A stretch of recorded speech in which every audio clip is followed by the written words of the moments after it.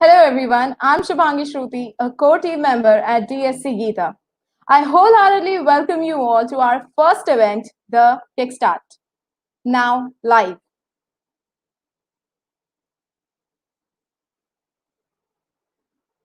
I would like to start with a small introduction about us. We are a team from Gita Bhubaneswar, Orissa, a community of developers who like to learn, connect, and grow together while using technology to solve the real world problems, carrying forward the aim of developer student clubs, at the same time encouraging more enthusiasts to climb the staircase of skills and solutions. Advancing with what we do, we conduct workshops, webinars, and talks that intend to groom the personality and work on real world problems to gain the industry experience. We have a team filled with enthusiastic developers like web developers, UI UX designers, machine learning enthusiasts, and app developers dedicated to use our skills and knowledge to bring out of box ideas and give something back to the community. Moving ahead, I would like to present the agenda for the evening. The mentioned subjects on the screen shall be served for today. So without any further delay, let's begin. I would like to introduce you to our very first orator, Mr. Tadit Dash, the co-founder of Utkal Techies Forum, Orissa. He has been awarded the Microsoft Most Valuable Professional accolade from 2014 to 2018 and Code Project MVP accolade from 2014 to 2016. He has been featured as a young mentor at India Mentor and has been awarded Most Valuable Blogger accolade by DZone. He has been a featured speaker at TEDx and DevTech Nepal. He is also one of the winners at Mindfire Techno Idea Contest. A technical book author by passion and has authored bestseller books in the category of software and computer science. He is known for his mentorships, blogs, and videos for budding programmers. It's an honor to welcome you, sir, for how community helps to grow as an individual. Thanks, Subhangi. Thanks, Subhangi, for the awesome introduction about me. So there is nothing left for me to introduce all those attendees. So let me directly share my screen.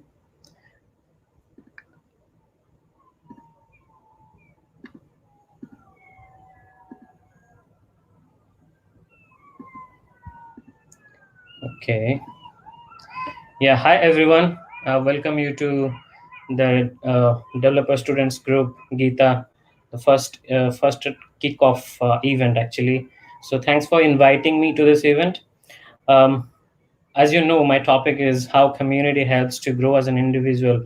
As Subhangi said, community has a lot of characteristics and how exactly you can involve yourself in community to do certain things and grow as an individual, right? We'll talk about that in detail within the time we have, like 10 or 15 minutes. Let's start. So before we get into the topic, I'd say that today is Video Games Day and Chocolate Milkshake Day. So go to YouTube and search for chocolate milkshake recipe if you don't know it, and grab that with a video game. Obviously, not those are banned. So just play.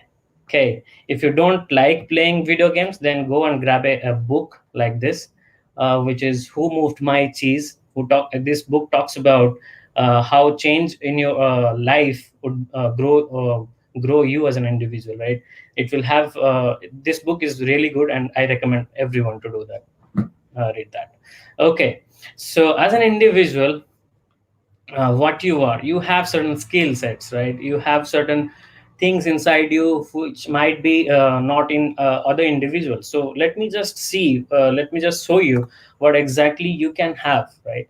You might have talent, you might have passion, might have hard work, and you might be consistent to do certain things, or do certain to-dos for yourself, and you just mark it, and then you go ahead in your life and you do multitask, which is a myth actually. But then some of us, most of us actually do that multitasking. And then so I have this section called input, which have all these as input, and then what you get out of it is one output, which is a goal. So you achieve a goal, right? After you achieve a goal, you say like, yeah, I did it.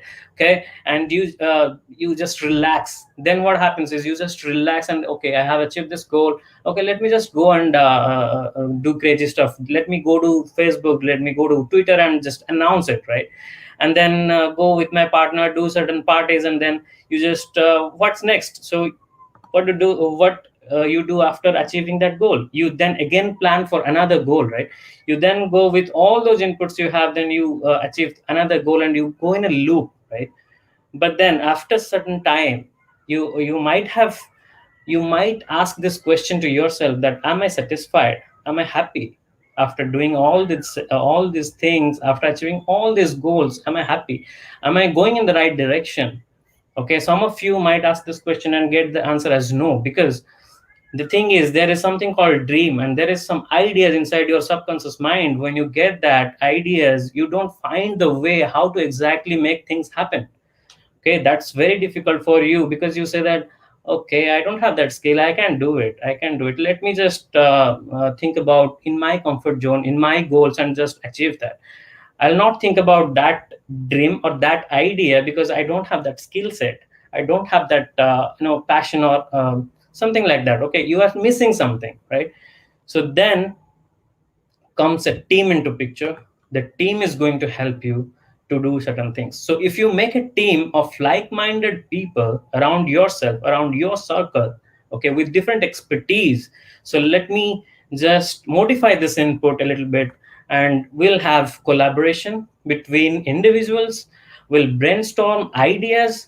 Okay, all of you have ideas. Even I get ideas when I'm free, when I'm not in front of my laptop. I just think about something, and then I just write it down. So you should try that also. Whenever you get any idea, just write it down, so that you are not going to miss that. And then take that particular idea into your team, and then brainstorm around it, and make out of something, make solutions out of it. Okay. And obviously, whenever you network with different individuals, you will know a lot of things, your knowledge will grow, right?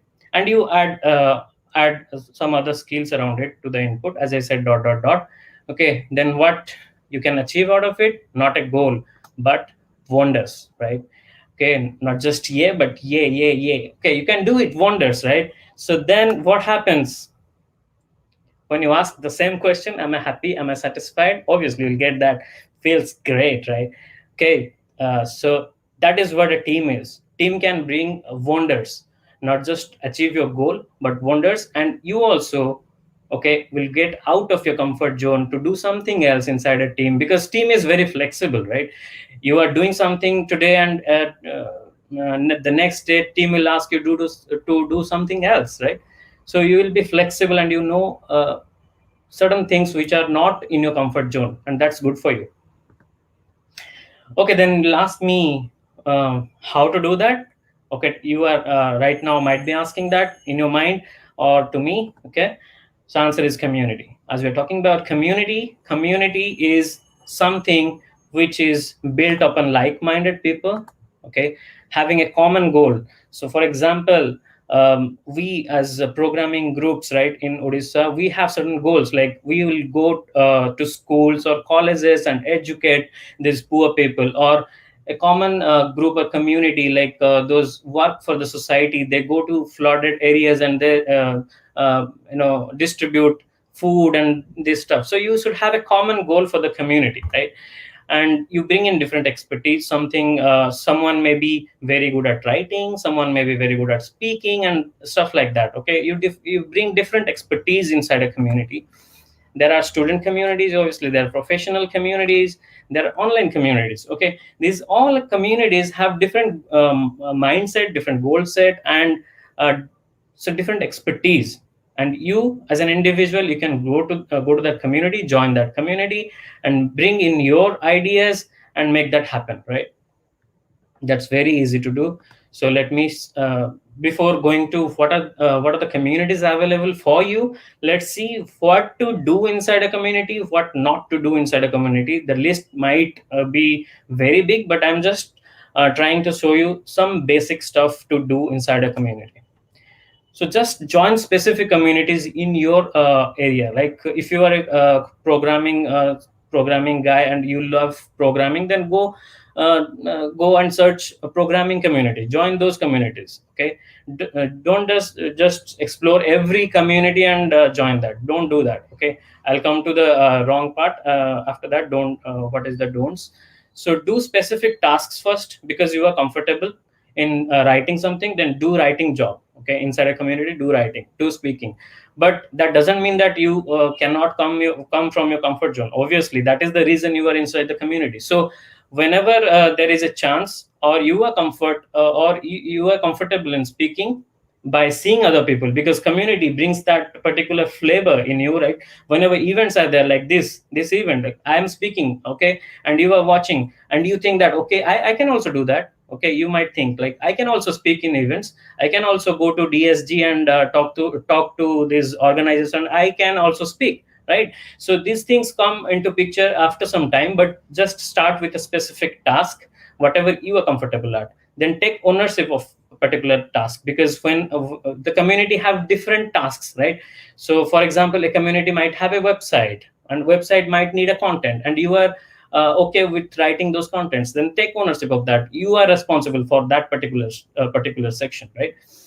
Then obviously help whoever comes to the community, help him or her to attend the community, to understand what are the goals and everything, and help inside your community, also help people. Okay, what not to do?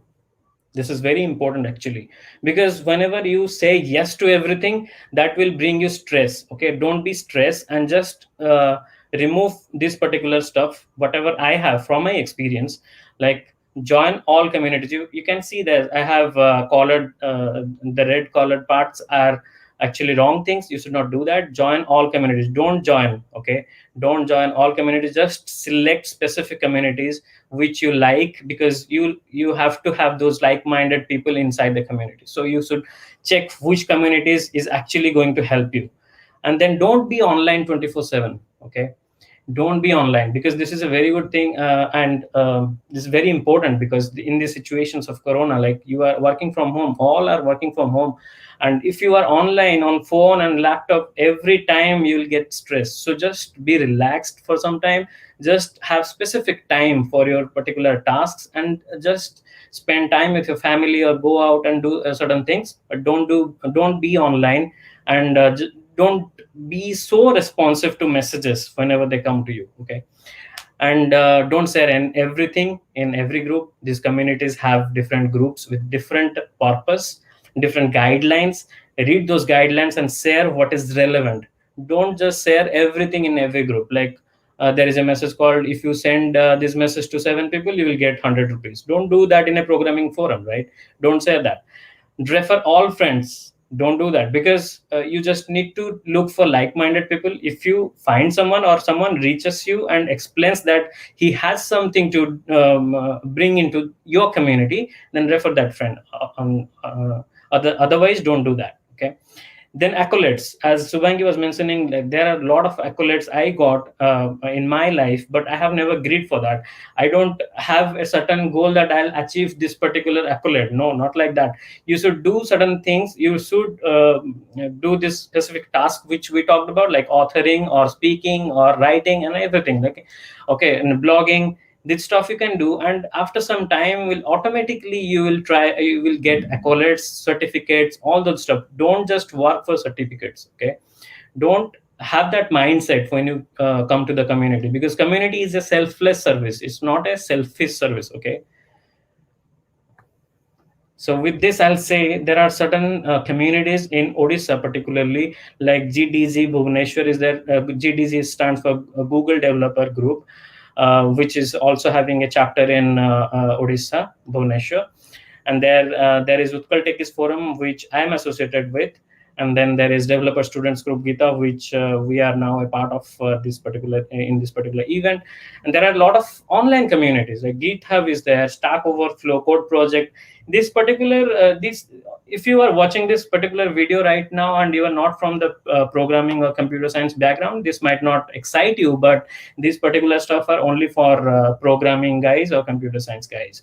But if you're coming into a different domain, then just go to Google and search for your particular communities and join them. So now you will ask me, what are the benefits? I'm going selfless. I'm spending my time. I'm working hard for the community. But what is there's for me? What benefits I'll get out of it? Obviously, I'll grow as an individual. I'll get some particular skills which I don't have right now from others by learning, by listening. But what are the other benefits? What I can get? Obviously, you'll get experience out of box thinking, because whenever you think something in your mind and you demotivate yourself and you bring that inside the community is going to accept that particular idea and add certain things to that particular idea and make a solution. Okay, whenever so that brings you a lot of opportunities, right? And then accolades, obviously, but don't work for accolades, right? And resume plus plus, I am having a plus plus over here because I'm a programmer. So your resume is going to grow, and you can add all these community activities inside your resume, because you might not know this, but most of the companies nowadays are checking your community activities, your open source contribution, and everything, whatever you are doing apart from your particular work. If you're just writing code, that's fine, you can get selected. But if you have all those extra out of box thinking community activities, then that adds a little bit flavor to your resume. Yeah, that's why I'm saying resume plus plus. Then whenever you work for the community, you bring in different experts, you reach out to experts and ask them to come to your community, talk about different ideas like I'm doing today, and all other speakers are there who are going to talk about something in their respective expertise. Okay, and those particular things will help you to grow as an individual, because you are going to reach to them, you are going to communicate with them. You can also reach to me and ask your questions, ask your problems, and I might give you solutions, I might help you. Okay, so that's the beauty of networking. And then obviously you get popularity. You get popular in your community because you are going to say something to all those friends, and you are going to share on Facebook, Twitter, and everything. So you are going to be popular because you are working for the community. And then of course, the last but not the least, you are getting a satisfaction whenever you ask that question, I'm happy. You will definitely get a satisfaction, because whenever you do selfless thing and contribute to the community, to the society, definitely you will get satisfaction out of it. So with this, I would love to end this session. Um, uh, about me, Subhangi has already told everything, but if you want to know more, just go to Google and search for Tadit, then D, then it will auto-complete. This is an achievement, actually. Google's algorithm is identifying you as an individual. It's a great thing. You can achieve this, but don't work for this particular thing, because it will automatically happen when you share or write stuff or do a lot of stuff which makes you popular. Then Google will automatically identify you and might feature you like this, a celebrity, where your name is there and about you is there, and your books and your profiles all getting featured on Google search page. Okay, so thanks a lot. With this, we can go to questions if you have any.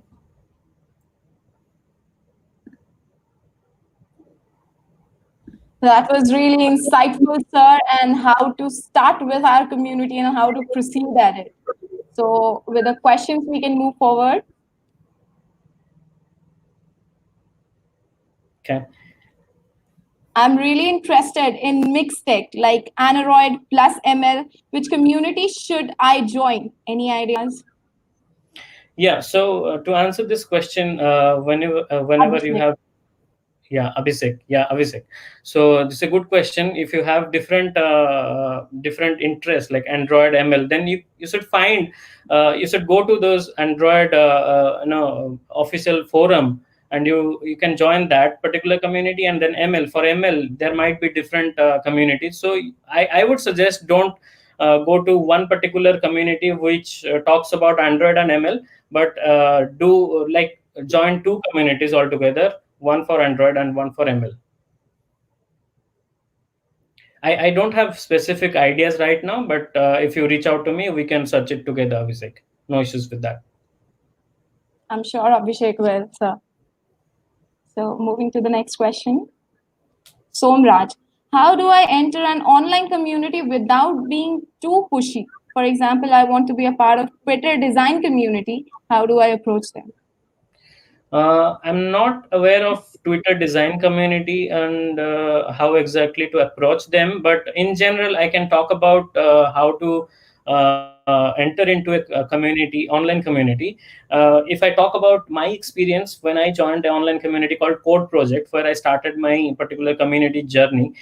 So you can go to Code Project and just search for the questions. There is a question section, unanswered questions, which are not answered yet. Just go to those questions and try to see whether you can ask whether you can answer any questions.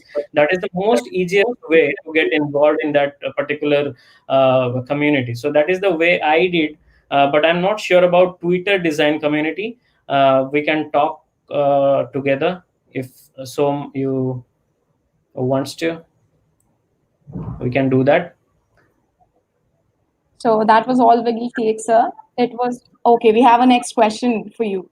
Robin Kumar, how to reach to a big developer to ask questions? That's a very good question, actually. Okay. When you say big developer, what do you mean by that? You don't want to reach to Sundar Pichai, right? You want to, obviously, you will.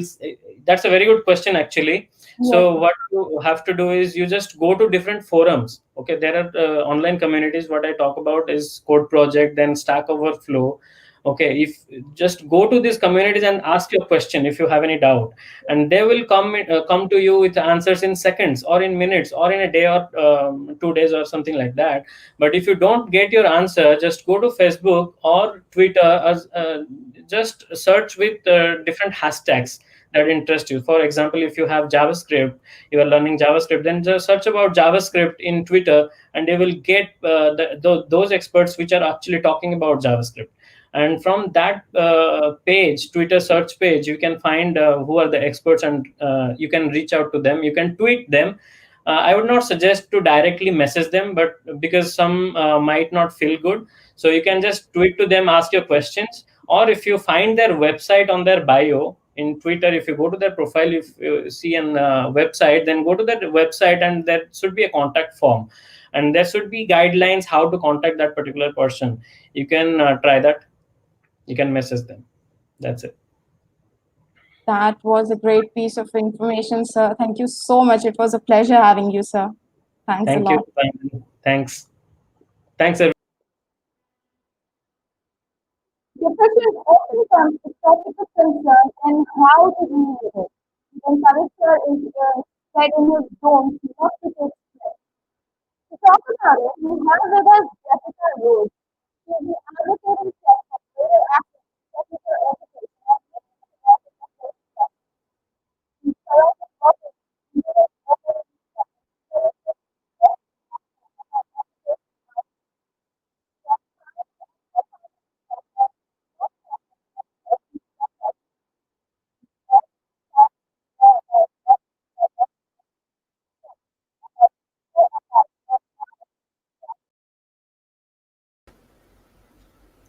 Hello everyone. It seems there's some problem at Shivangi's end. No worry. Hello, I'm Aditi Banerjee, a core team member at Dsc Gita, and I shall continue from here. So, depression often becomes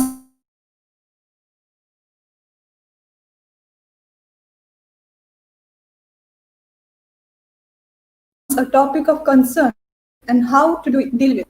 She is an advocate in tech for greater access to technical education and meaningful work in the tech industry. She is currently working with Birmingham Open Media on a fellowship focusing on technical education outreach. She has founded and co founded several non-profit and tech media projects, and she's always excited to hear about what you're working on. She would throw light on managing stress and studies in hard times. According to her, right now, what we are going through is likely to be the most stressful period of our lives to date. Here, we'll take a few moments to look at how stress impacts us long term and what kind of tactics we can take to try to minimize stress in our lives. With the world changing around us, Taking good care of ourselves could be one of our greatest competitive advantages as we prepare to enter work. I now invite Jessica for her talk for the evening. Hey, thank you so much for that really fantastic introduction. And I'm especially excited to be with you all today because one of my favorite hobbies is to bully students, especially younger people, to say, hey, I want you to relax a little bit more. I want you to take really good care of yourself. So I've written a whole short talk about you all getting to take really good care of yourselves because I bet things are nice and stressful right now. So I'm going to be talking to you about stress management for students. The first thing I'm going to say is, hey, I've already got a really good intro, but the thing I think is most important for my intro is I am genuinely excited to hear about what you're working on. So if you're working on something especially cool and you want to show it off, I'll have my contact details at the end. Go ahead and fuss at me. The other thing I'd like to say is if you only remember one thing from this talk, please remember that I am not a doctor. I would be a terrible doctor. Please don't mistake any of this for medical advice. I just think about stress a lot, and I'm bringing you my thoughts about stress. So none of this is medical advice. Yikes, I would be such a bad doctor. Before I moved into technology, I was a teacher, and I've always been really excited about the human brain and how we learn. And one thing that I've been thinking a lot about during, I guess, 2020, it feels a little bit like the end of the world sometimes, doesn't it? But one thing I've been looking at quite a bit recently is how everybody's stress levels, the people around you and the people you're talking to, what's going on with their stress levels and how that's impacting them. So we're sort of going to be talking about brain health as a function of trying to get by as students. Because if you're not taking good care of your brain and if you're not managing that stress, you're not going to leave yourself really well off to get stuff done.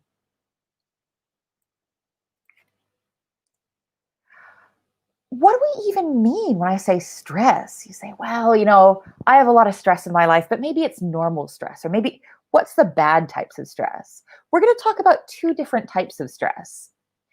Non-chronic stress. So that's the stress that we sort of exists in our life. We can't really get around it. My bus was late. I forgot my umbrella. And these are smaller types of stress that are sometimes called good stress, which is weird, right? There's a lot of research that suggests that small amounts of non-chronic stress is actually really good for your brain health. And since we're talking about non-chronic stress, that means we're probably also going to be talking about chronic stress, huh? And chronic stress is what I really want to steer you away from. Chronic stress is that stress that's ongoing, that's a big part of your daily life, that maybe it seems like every single day in 2020 is just another tiny pile of stress on top of your studies, on top of your exams, on top of everything. That kind of buildup of long-term stress also contributes to the buildup of stress hormones like cortisol that can actually be quite harmful. And that's what we really want to avoid when we talk about mitigating stress, avoiding sort of the buildup of that chronic stress. And I'm conscious that I don't want to drill too deep into what does stress do to you, because when I talk to people about this, I find that talking about the impacts of stress can be stressful. So we'll just gloss over it really gently, and I'll try not to make it sound too scary. So unfortunately, chronic stress has been linked to really serious health outcomes, like heart disease and strokes. And I get that you all are very, very young, and the idea of heart disease, the idea of strokes is way, way out. That seems like something for your future self to deal with. So let's talk about some impacts of stress that might be more immediate. Long-term stress can impact your memory, but it can also impact your cognitive performance. So if you've thought, gosh, I don't feel as smart as I used to feel when I'm stressed, or you know what, these past couple of months, my memory is not doing fantastic. That's not just you. This is a really commonly documented issue in stress. And how scary. Chronic stress can trigger serious mental health challenges, but it could also make existing mental health challenges worse. So chronic stress has been linked to issues with depression or other mental health issues. Scary. And This one, I'm always trying to find a gentle way to say this because this one sounds very, very permanent. Severe chronic stress, so extreme stress over a very long period of time, has actually been documented to change not just the function of our brains, so not just the way we think, but actually changes the structure. If you're stressed enough for long enough, it can change the shape of your brain. How relaxing, right? Really relaxing news. In a less stressful way to look at stress, let's talk a little bit about recovering. And Tadit in our last talk talked about sort of unplugging and disconnecting from the internet. And I love that advice. Really common advice around chronic stress is, oh, hey, what you need to do is you need to just remove the stressor. You just need to remove the thing in your life that's stressing you out. What an easy answer in 2020. You just need to get rid of COVID and your exams and global warming. And none of these seem really possible, do they? Let's maybe take a look at what we can do to mitigate stress in our daily lives when we can't change the world to make it less stressful around us. One of the things that's often linked to reduced stress and better health outcomes is regular exercise. And I don't want you to stress about exercise to de-stress. That's a lot of stress. But if you can, try and introduce gentle, regular exercise into your life. If you can't do it, that's okay. But if you can, look for things that are easy to do and relaxing, that don't feel like an additional stressor to get rid of stress. I would love to bully all of you. I'd like to be as mean to you as I can and push you all to get more sleep right now. If you can, especially when you're younger. I know when I talk to university students, they're like, oh yeah, I stayed up all night to finish this, or I stayed up all night for a hackathon. And you can't do that when you get older. It just doesn't work anymore. But developing a regular sleeping pattern is incredibly helpful for stress reduction and incredibly helpful for brain health. When you go ahead and go to sleep for the night, you're giving your brain time to cycle through and sort of flush some of the stress from accumulating. Hey, counterintuitively, I know some of you are saying, oh, you know what? Jess told me to reduce stress. I should study less. Unfortunately, that's not what I'm telling you. Actually, in a lot of research, learning and study sessions with regular breaks have actually been linked to brain plasticity. So your brain changing even as an adult. And this is really exciting research because we talked about how extreme stress for a long time can change the structure of your brain. And that feels really final. But here we're saying, do you know what? Taking good care of yourself and learning new things in a healthy way can actually help reshape your brain in really positive ways, even when you're an adult. And the thing I think I'd like to push you towards the most is I'd love for you to be thinking about how to make small changes in your life that build in enjoyable low stress experiences. I'm absolutely, as a senior little old lady in tech, I want to encourage you to go play video games sometimes. I want you to go read sometimes. If exercise is part of what works for you, amazing. But for you to get this downtime and for you to be able to release that stress doing enjoyable things you can build into your schedule, it's genuinely going to be better for yourself overall. And you say, Jess, this is great. I understand that you want me to relax and I understand you want me to have less stress, but I'm a student and I'm actually quite busy. What if I'm too busy to reduce my stress? What if I've got things to do? And I would grumpily and angrily suggest that I know that you've got your studies and I know you've got things to work on, but you're more important than just your studies. You're more important than the work you can do. You deserve to be happy and healthy. You deserve to reduce stress in your life because you are more than just your studies. But I respect that that's a really hard sell. If you've got a paper due or a project or an exam on, being told that I want you to relax for your own sake, it's not very helpful for you. So let me try and pitch it another way. We talked about one of the impacts of long-term stress being memory and cognitive performance, that you're not as good as remembering things. And in a performance way, you're not necessarily as smart if you're stressed. So I would lovingly suggest getting the ability to rest, mitigating the stress is going to be giving you an opportunity to do a better job at your studies and do a better job retaining that information longer term.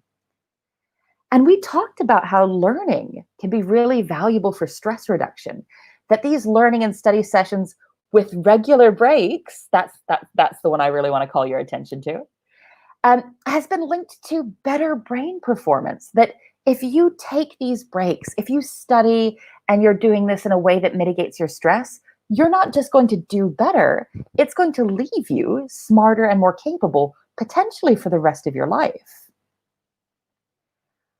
Right now, the world is changing in a lot of ways that feel scary. We don't know what's going to happen with the global health crisis. We don't know what's going to happen with the economy. We don't know the way things are going to change in the next few months or the next few years.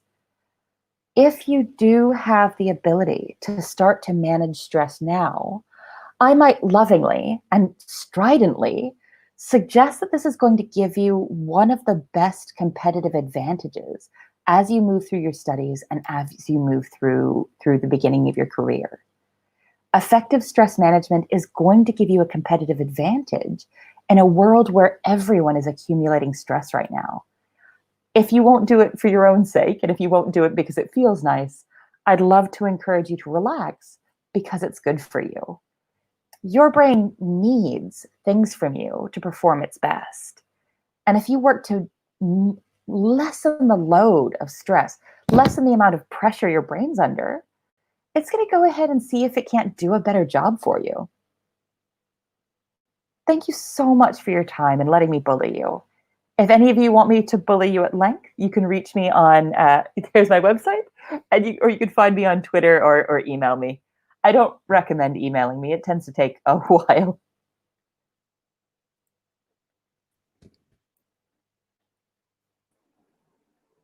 That was really de-stressing, ma'am. Thank you so much. Now we shall see the question answers.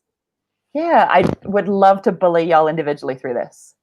Yes, ma'am. Yes. So Aradhana Dubey wants to ask, sometimes stress causes change in our behavior and we don't realize until someone makes us realize. At this stage, what we should do. This is such a good question. And so it's really easy to just respond to things and not understand why you've done it and not understand how you've done it. And then after you've done it, to stress over having done it. So I got really stressed out and I did a silly thing. I didn't realize until afterwards that stress made me do it. And now I'm stressed about the thing I did because I was stressed. That seems really challenging. I'd encourage you to view this with some kind of acceptance. So say, okay, I recognize now that I did this because I'm stressed. If there are ways to mitigate that, so if I offended someone or if I let someone down, apologizing to them and saying, you know what, this isn't an excuse, but I've been under a lot of stress. I'm working on this. I'm sorry this impacted you.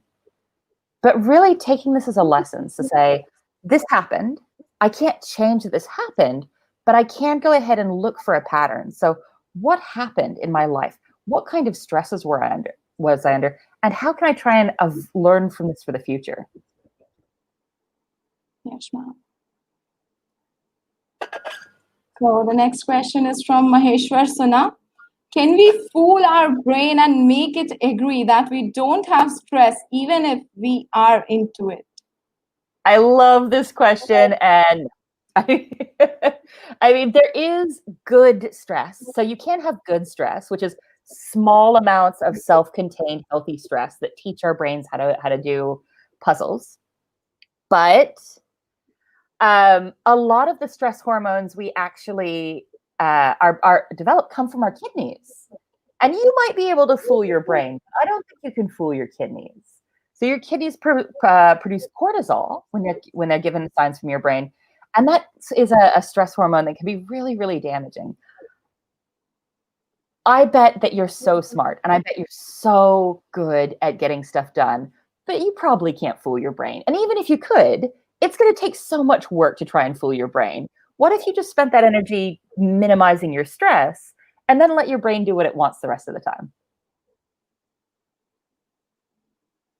Okay, ma'am. Ma'am, after this, we have a question from our last orator. First of all, I would love to take that. So, Tadit sir asks, if I get stressed on a particular day at work, then how should I design the next day in order to release that? I love this. So I've had a stressful day. What can I do to specifically try and mitigate this? So this is a hard one because it's really personal. So I'd say be really sure to get a big chunk of sleep that night, get some time to yourself first thing in the morning, the next morning, if you're a morning person. If you can say, I'm going to go to sleep a half hour early, or I know this is a terrible thing to say to people in their 20s, but maybe go to sleep an hour early. Get that extra sleep in, get that extra time by yourself, and take a little time the next day to sort of reflect and relax in whatever way works best for you. So the thing I find is the most useful is that additional sleep, getting some kind of easy, reasonably healthy food that you find really enjoyable, and just say, I had a really hard day yesterday. Let's get some extra rest in, and let's see if we can structure this next day in ways that are gentle for us. So if you don't have to do something really intensive the next day, it's probably a good day to put that off.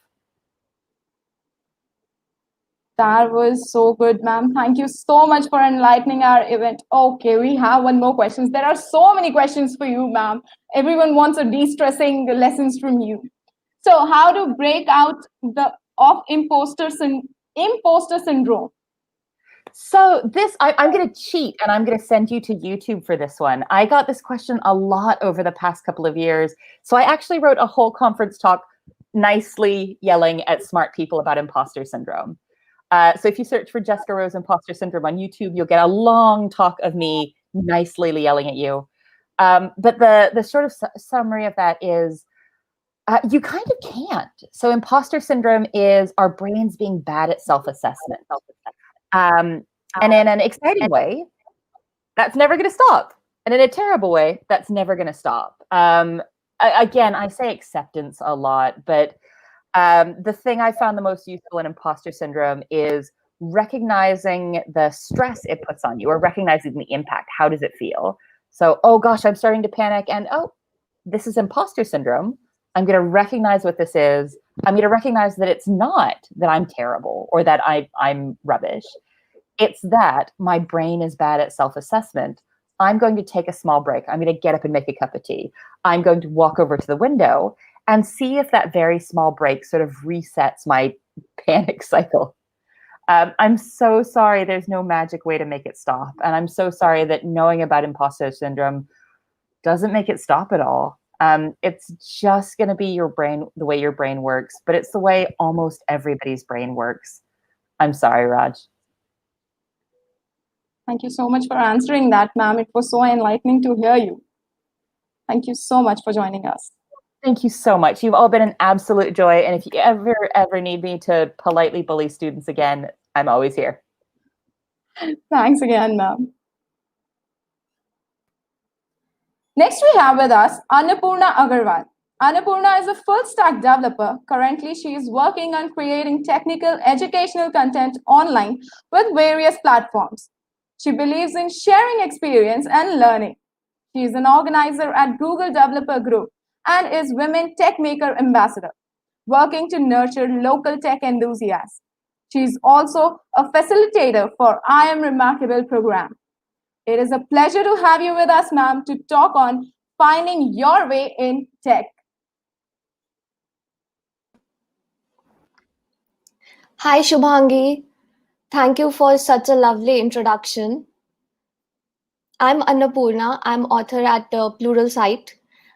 I currently am working for creating technical content. I hope every one of you is safe and sound. I know the situation or COVID is really challenging and it is very new for every one of us. But we need to be strong. Now, I would now like to thank DSC Gita for giving me this opportunity to to be a part of the team and be a part of the speakers team of such talented people. Now, telling more about myself, I'm also actively involved in tech community, that is GDG and Women Tech Makers group at Bhubaneswar. I'm also ambassador there and facilitator at I'm Remarkable workshop. Now, finding your way in tech is the topic for today. I'll share some of the exercises that I have practiced throughout the year to train my tech muscles to evolve and grow as an individual and with the community like Women Tech Makers and DSC. Now, before getting started, I would like to know my audience. Now, those who are watching this, you might be a part of the community, or you might have recently joined a community, or some of you might be here to come and explore what actually happens with the community. So, which category are you? I want to see. Please comment on the chat section and let us know. Let's see.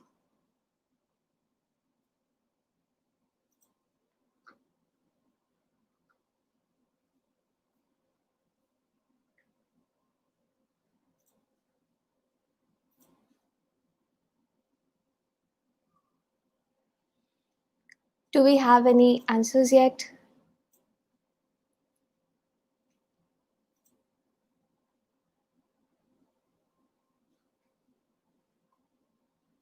So, Abhishek has come to explore and see what actually happens in the community. Come here to know. So, it's nice that you're here to explore about communities. You have been given a chance, and I'm glad you're grabbing the opportunity. Now, this is the best place to explore your interest. It is the best place to know what you're made for. Now, I'm a software engineer who has graduated as electronics engineer. Which branch are you guys from? CS, ET, IT, AEI? Let's see in the comments.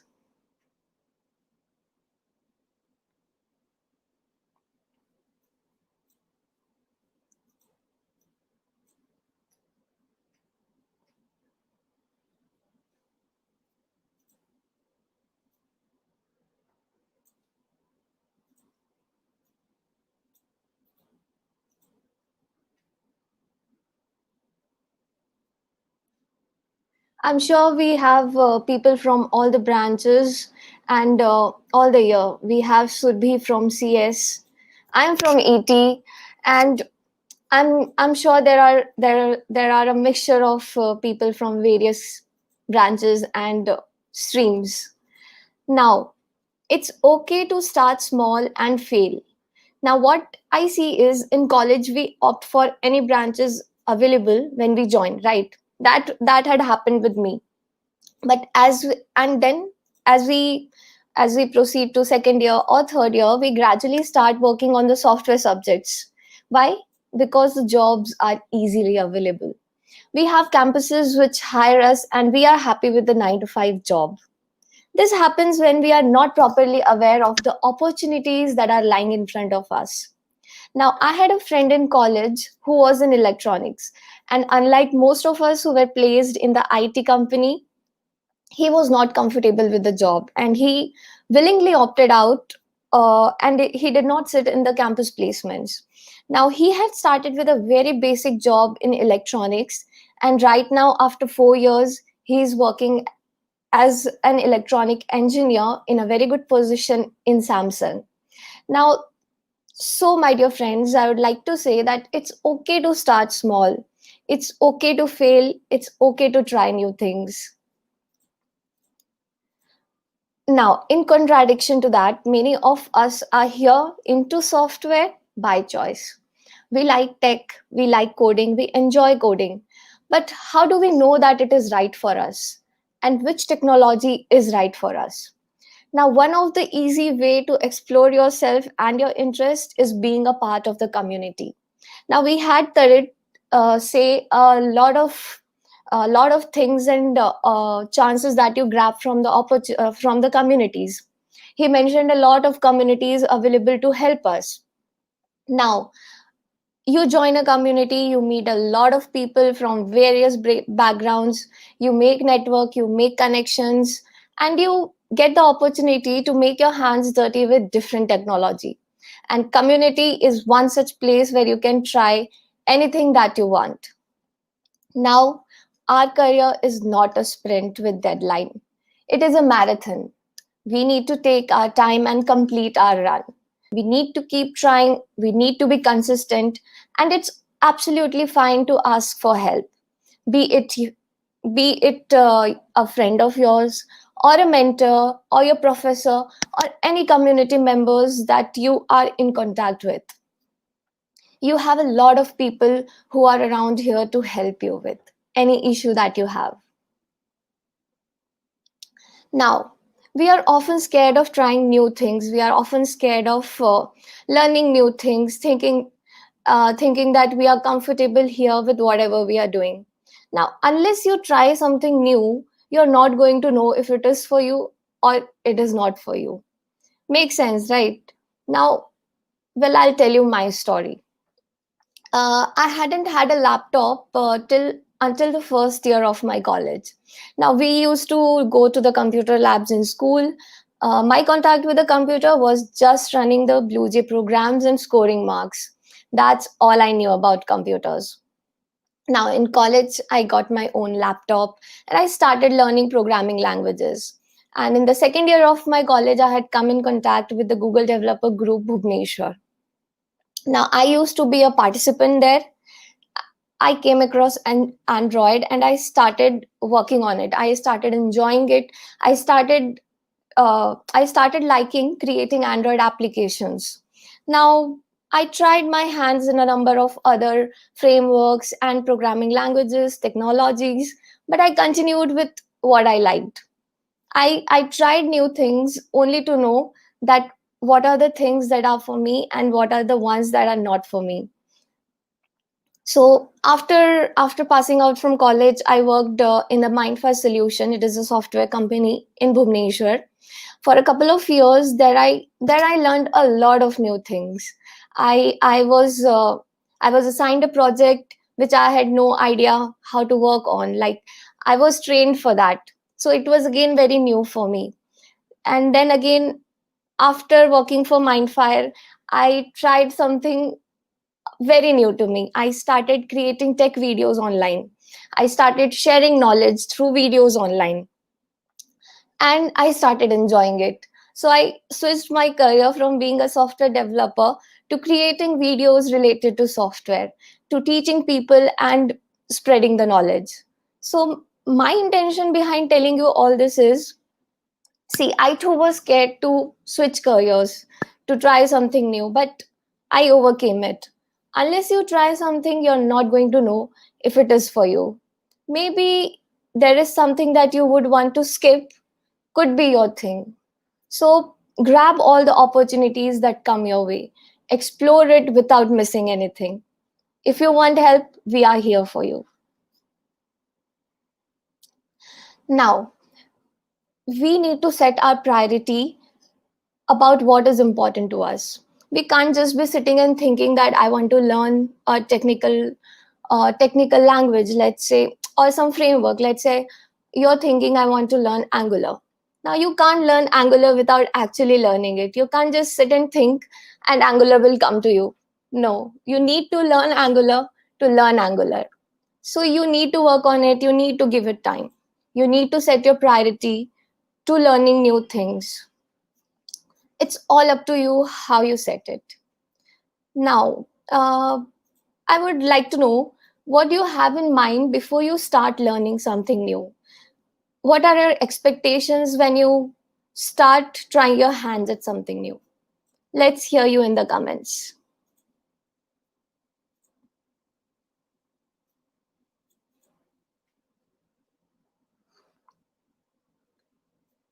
What do you think you're going to get when you try some new technology or programming language or anything new that you learn?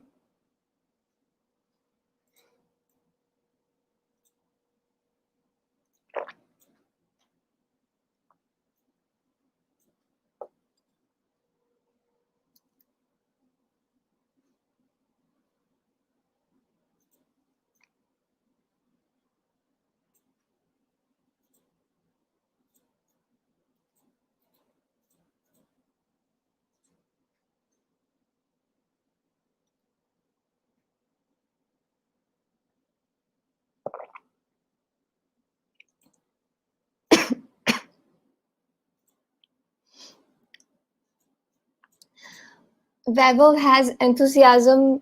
He's very excited. He has enthusiasm when he starts something new.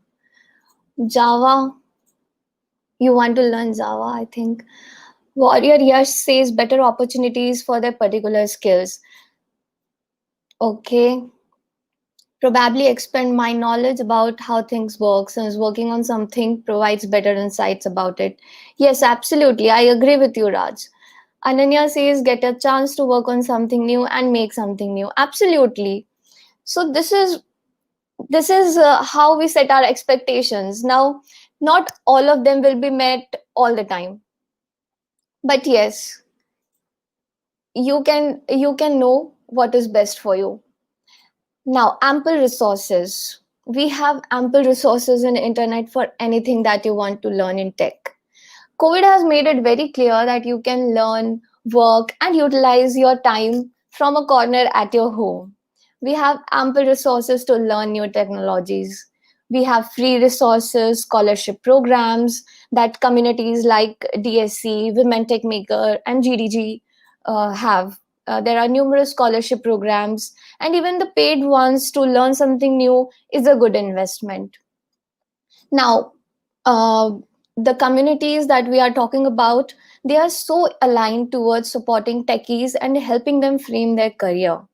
Now, every other day, there are webinars conducted by the GDG groups, by DSC groups, and various other communities, uh, and they have Google experts who share their knowledge. So it's a good opportunity for you to learn from the Google experts directly about any technology that you're interested in learning.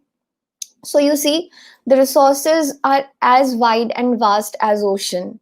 They are never ending. It's you who is going to decide which way to go, what to choose, and how to proceed. Now, what do you think? I want to know, by what time do you think we should decide which path to take in your career? Do you think there is a certain age limit by which you should be set, and you have taken your decision that this is your tech domain and you're going to frame your career in it? What do you think is the age limit for that? Let's see in the comments.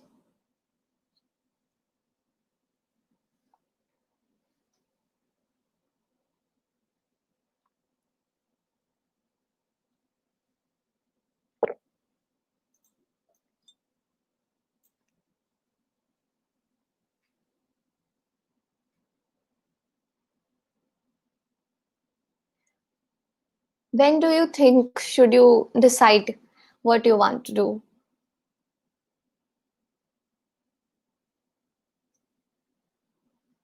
Like Jess had mentioned, as soon as we touch 20, we just get worried that we haven't thought of anything yet. We haven't decided what to do, and we get stressed. What do you think, according to you, is the time for that?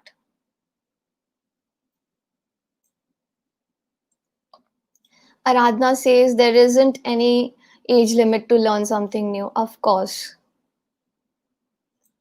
anytime, anytime, from anywhere. The slide literally says that we are never too late. Yes, we are never too late to learn something new.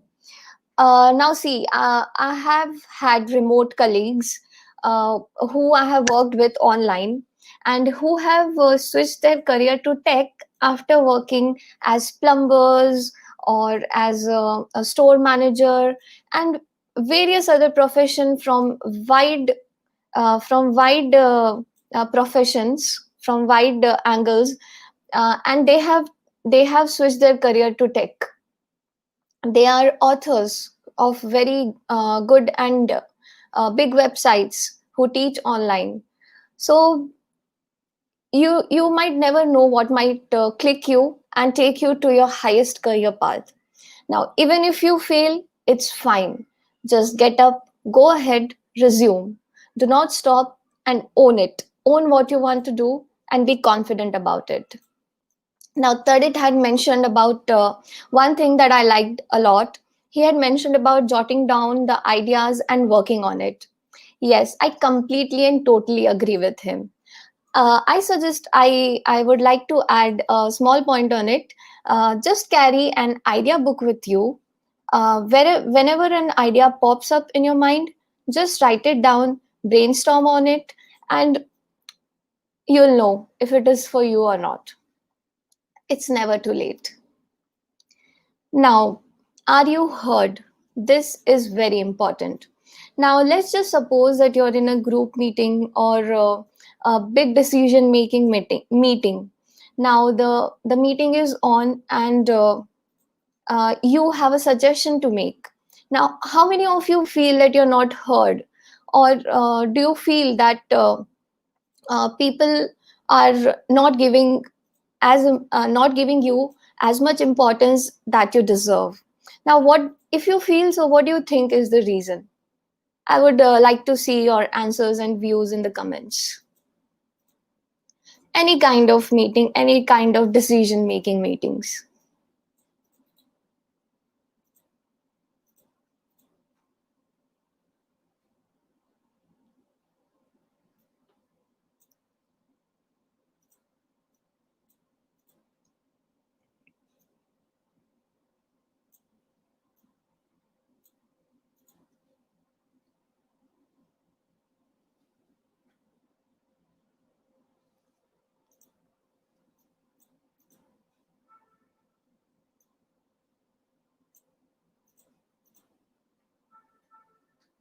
Now, also, whatever reason you give, do you think you're confident enough about yourself and you're still not heard? Are you not heard even when you're confident and convinced about your point that whatever you're saying is important, and you have a stand at what you're telling? Do you believe in yourself? Are you confident enough about your point of view?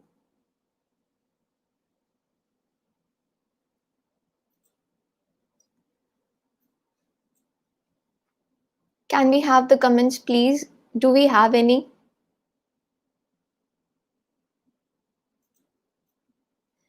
Maybe not able to express our views properly, Ananya says.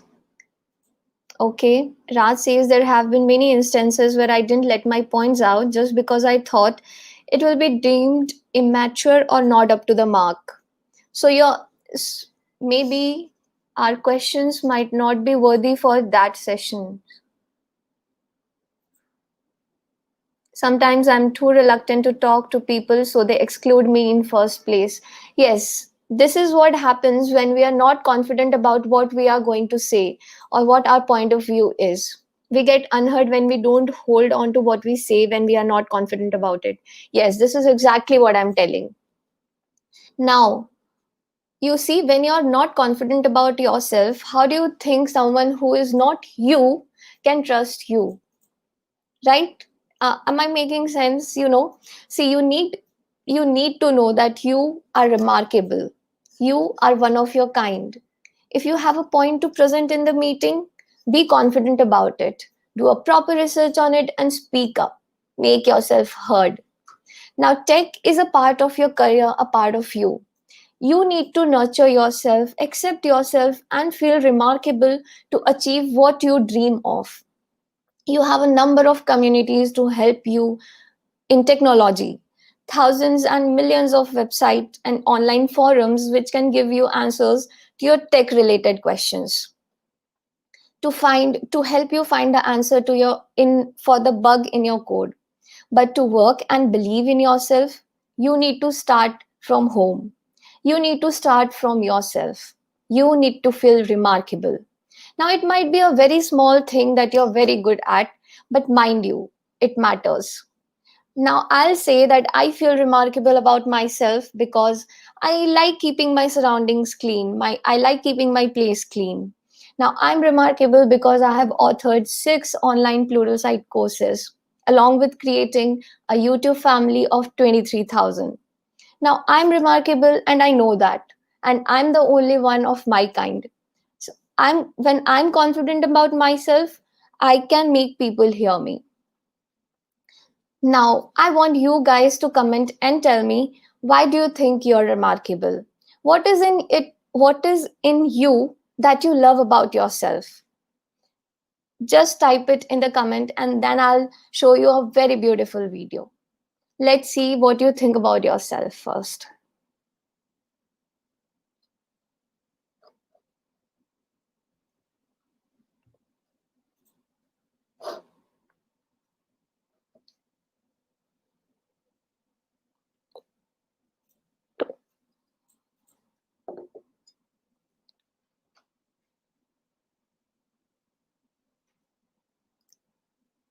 Be it a very small or insignificant thing that you think might not be as valuable to write up in the comment, but believe me, it is.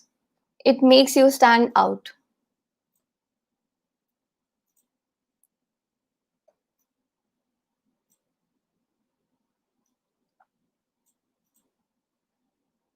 We'll just start the video, and meanwhile we'll see the comments and go through it.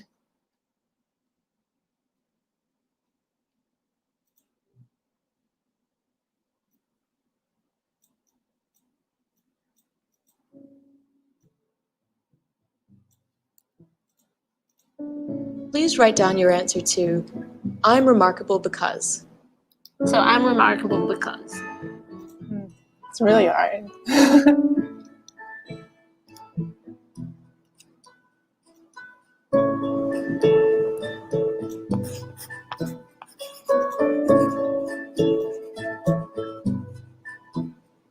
Okay, I'm done.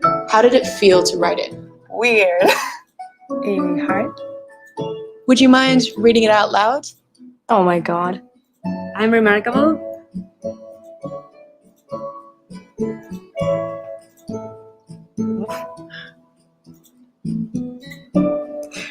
I'm remarkable because all the kids that I have taught actually love me and they still remember me till this day. After I turned 40, for the first time in my life, I also tried things that I'm not very good at. I can rhyme really well, but don't ask me to right now. I'm funny. I think I am. I follow my dreams once I figure them out. I am remarkable because I challenge myself every day, even if these are small challenges. Because I want my life to have meaning. I'm remarkable because I survived cancer when I was 17. Because I'm optimistic. When I'm in tough situations, I stop and I smile. I'm a pretty good mom. I think I'm really doing a good job. That's it. So how did it feel to say it out loud? It felt kind of nice to say it out loud. Pretty good. I think it's easier to say why we're not doing that well, to criticize ourselves. You feel like you may have only one or two things to say, and then you realize that you have more and you have more. There's so many great things going on that when I forget it, all I have to do is think about these things, and then it's like a chiropractic adjustment in my mood. It's like Makes you think like, what else can I do?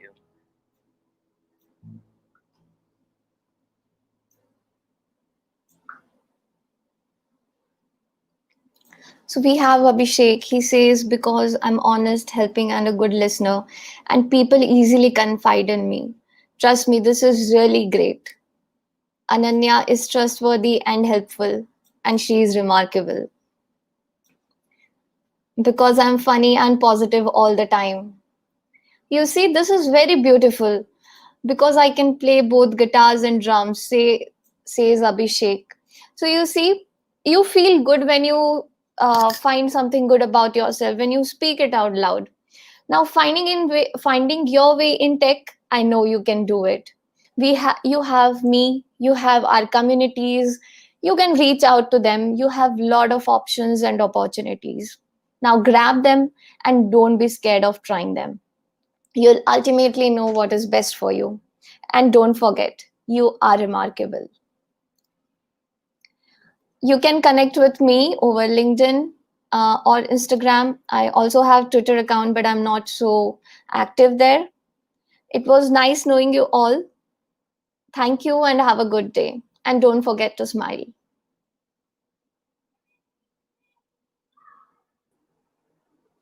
That was so motivating, ma'am. Thank you so much. Let's move on to the question and answer session. Yeah, sure.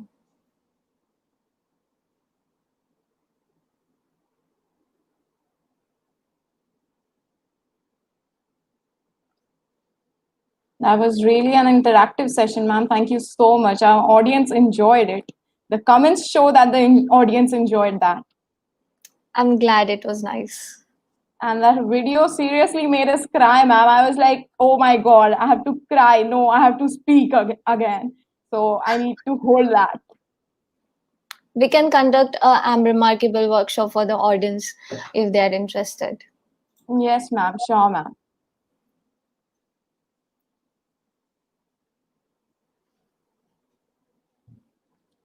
So if then we need left with unheard, if we are left with unheard, we are lacking behind, spreading our suggestions even if we are worthy. What should we do?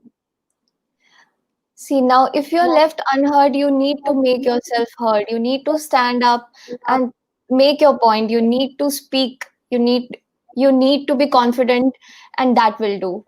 If you want to spread your suggestion, you need to spread your suggestion. You can't sit and the suggestion will automatically go in the meeting. That's what I said. If you want to do something, you need to do it.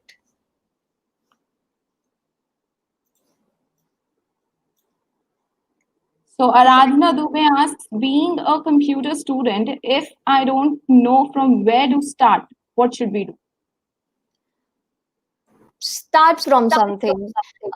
Take any programming language, Java, Python, Kotlin, anything that you feel, you think, if it fascinates you even a little bit, start with that and continue and dive deeper into it. And after some time, you'll automatically know if it is for you or not.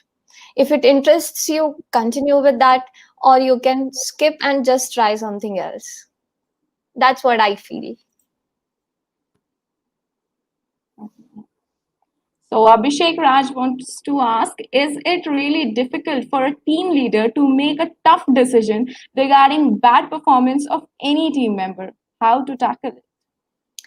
See, being a leader at Women Tech Maker Group, I come across a lot of people who have different opinions. That the members try to give their best. Now it's different for different people, and depending on the situation, what you want.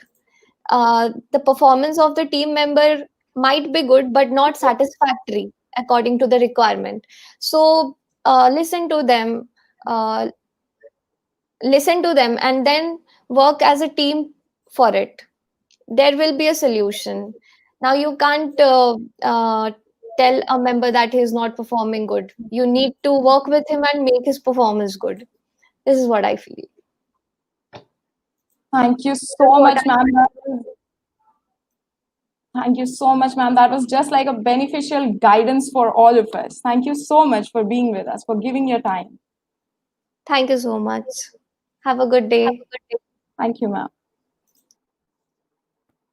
Experience teaches us a lot. We have with us Annie Liu. She is a front-end developer who has transitioned from a design and teaching background. She graduated from a coding bootcamp last summer and loves writing clean and accessible code with a focus on user experiences.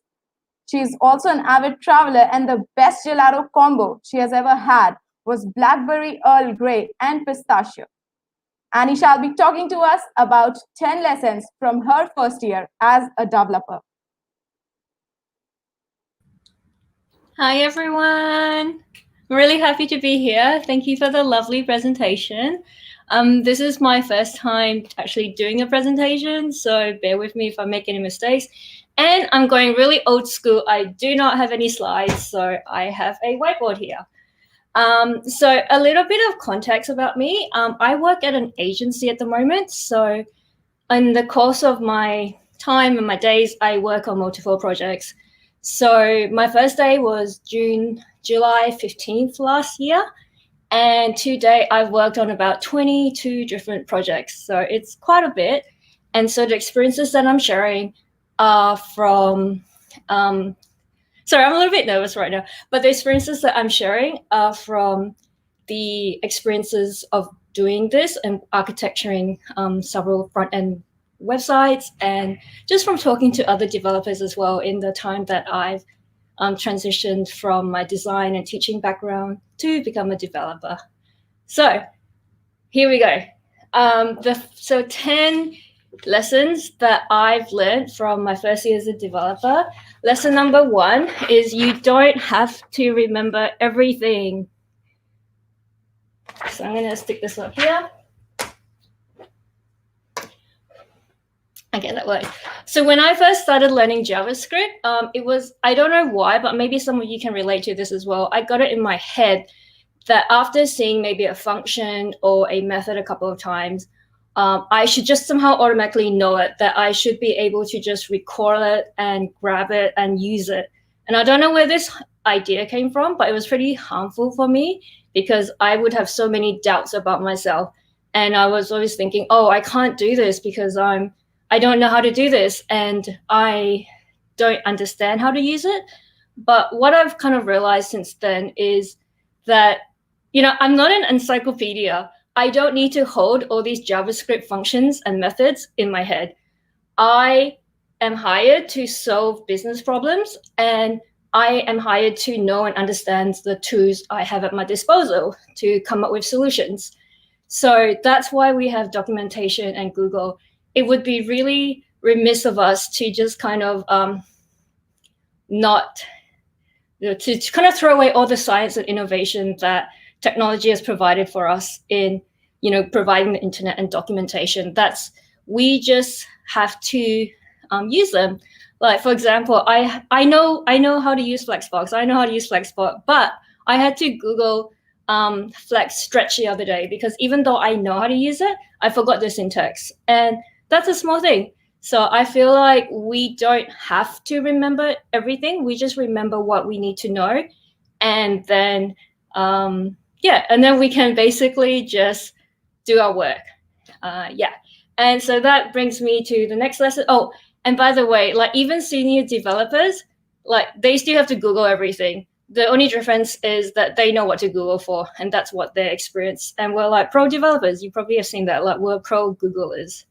So the next point that I've learned is number 2, normalize failure and struggle as part of the journey, as part of the process. So the struggle is real. I think when you're learning something new and something difficult, I think people get stuck and they think like, oh, I failed, this is the end. And it's really, really helpful for you and for everybody to kind of rewire your thinking into seeing that struggle and failure is just an intrinsic part of the learning process. If you're struggling, it means that you're pushing yourself out of your comfort zone. And when you're pushing yourself out of the comfort zone, your brain needs to go through the process of learning, and you're exposing yourself to new ideas and new learnings, and that's where you can grow. Like in your comfort zone, you're safe, but safe is also staying average forever. And that's kind of what I think. So I always feel like when you're struggling with something, that's literally your brain forming all these new synaptic connections, and that struggle that you're facing is your brain rewiring itself to understand these things. Like I have a story to share. When I was in bootcamp and we were doing that infamous FizzBiz algorithm, if you don't know what that is, Google it. It's basically it's a programming test that people have to do sometimes, where you have to like program a small exercise. And I remember doing that, and the first time, it was my second or first day learning JavaScript at bootcamp, and I could not, like for the life of me, remember what remainder meant, like the JavaScript remainder. And it started off well, everything was going, I could understand what was happening. And then it just kind of got to a point where what the instructor was explaining, I think it was just going over my head. So I was just sitting there feeling dumber and dumber.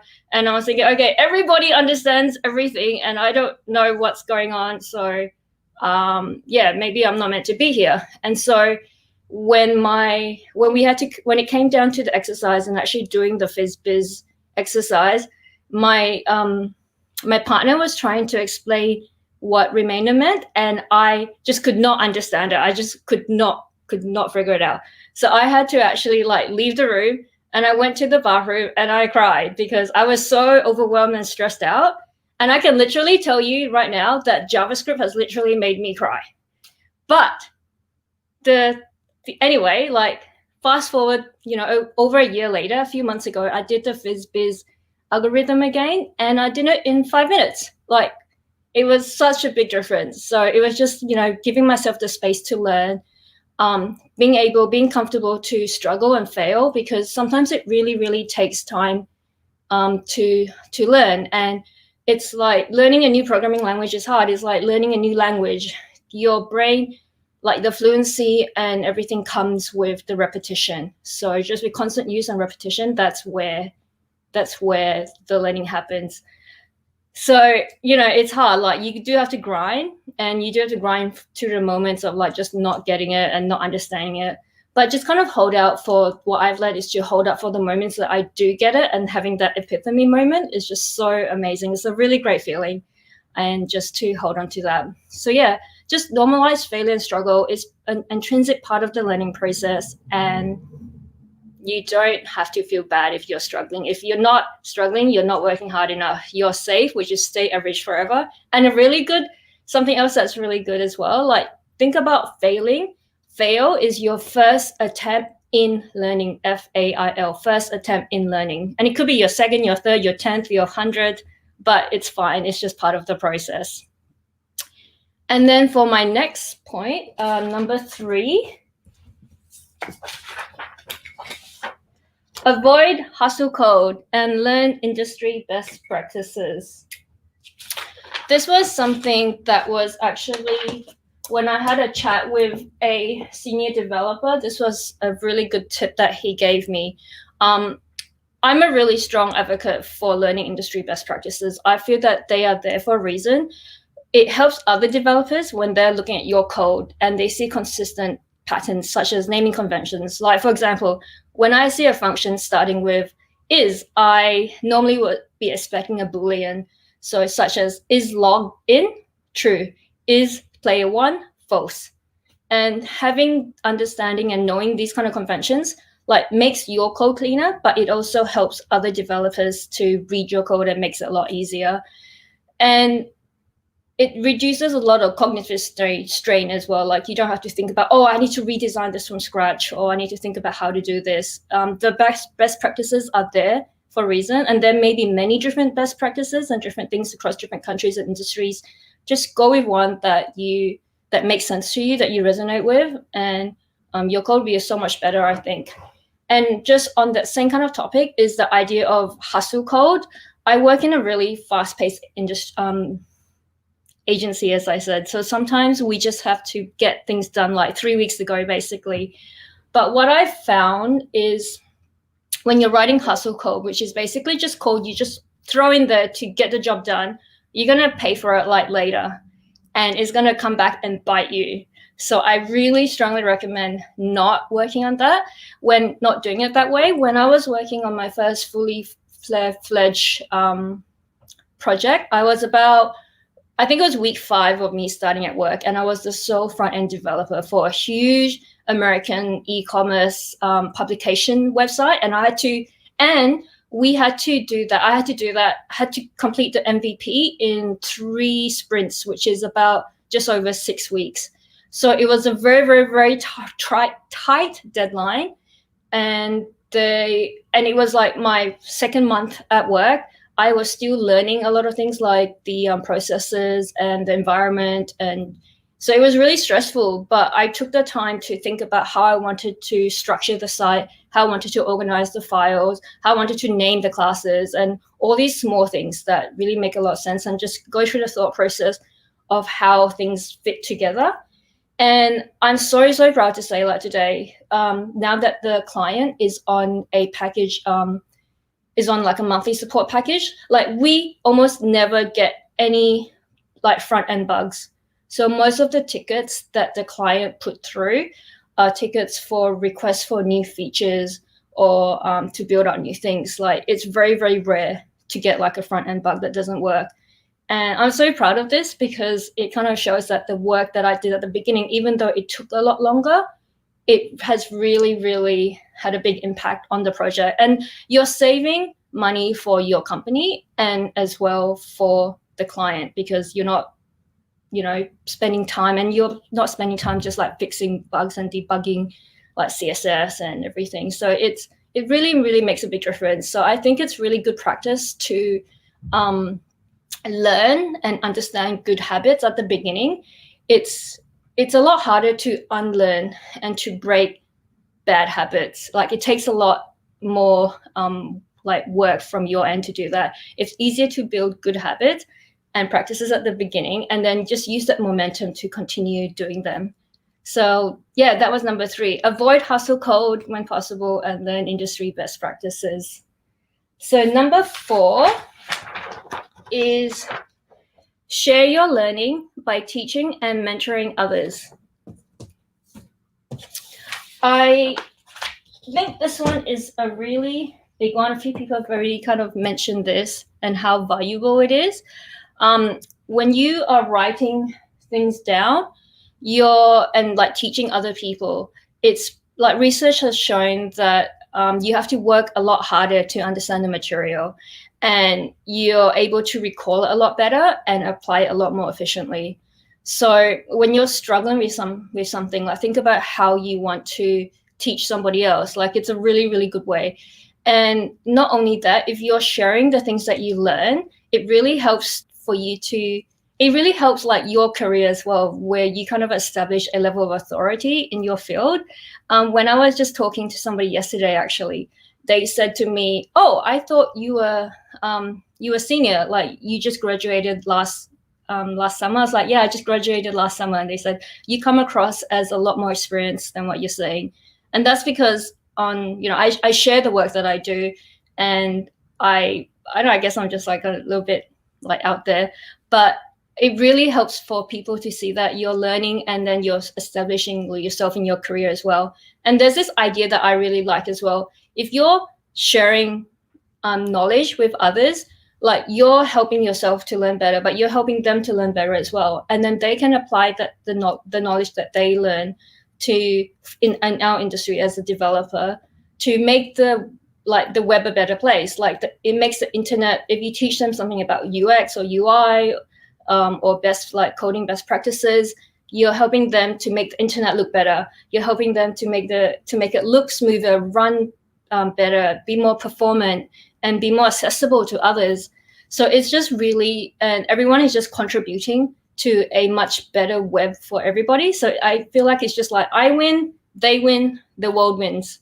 And I can't really find anything that is bad about that.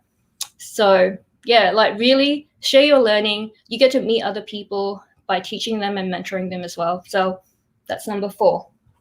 Number 5 is you don't need to be passionate to start or code every weekend to be a great developer. I think at the beginning, sometimes popular culture kind of tells us that we have to be passionate about something in order to do something. And it's such a big hurdle for people to get over. Like, when I was first starting, I was definitely not passionate about coding. In fact, I was quite opposite. I really hated coding. And what kind of helped me was just being curious about it. I feel like passion is so huge. It's so encompassing. It's like a huge fire. Like, I have to be passionate. I'm all in. But curiosity is really small. It's just like dipping your toes into the water before you jump in. And it's less risky. It's less like a thing. It's just like you're just trying it. So I was just trying coding and to see if I liked it. And it turns out that actually a lot of things that I had hated about coding back when I first started had changed. And in a different mindset, I was able to just use my curiosity to, take me into this new career path. And I think as well, I'm a lot more passionate about coding now. And passion is something I feel like that can be cultivated with experience and just getting better at your craft. So, and then there's this idea that for some reason in our industry, there's this idea that we have to code every single weekend. But, brain surgeons don't perform operations every weekend, and lawyers don't go to court on their days off. Like, I don't know how it came by that to be a good coder, we have to be coding every weekend. I think part of our industry is, as like developers and engineers and makers of the web, is that we do always have to be learning, because we're constantly, there's always like a new JavaScript framework, there's always like new things popping up. So we are always in a state of constantly learning. But I don't think that you have to code every single weekend to be a good developer or engineer, or be good at your job. Like, we need rest as well. And rest actually, what rest does is, it actually improves your creativity as well. So because it allows, during the times when you're not like really, really thinking and focused and doing hard work, that time is a time for your brain to make all the neural connections it needs. So I don't know if you've ever had that experience where you're in the shower and you've had that like really good idea, or you're about to go to sleep, you're like, oh, I got this really good idea. And that's because when you're resting, your brain is making all those creative connections, and you're like, okay, I got it. And it's when things click for you.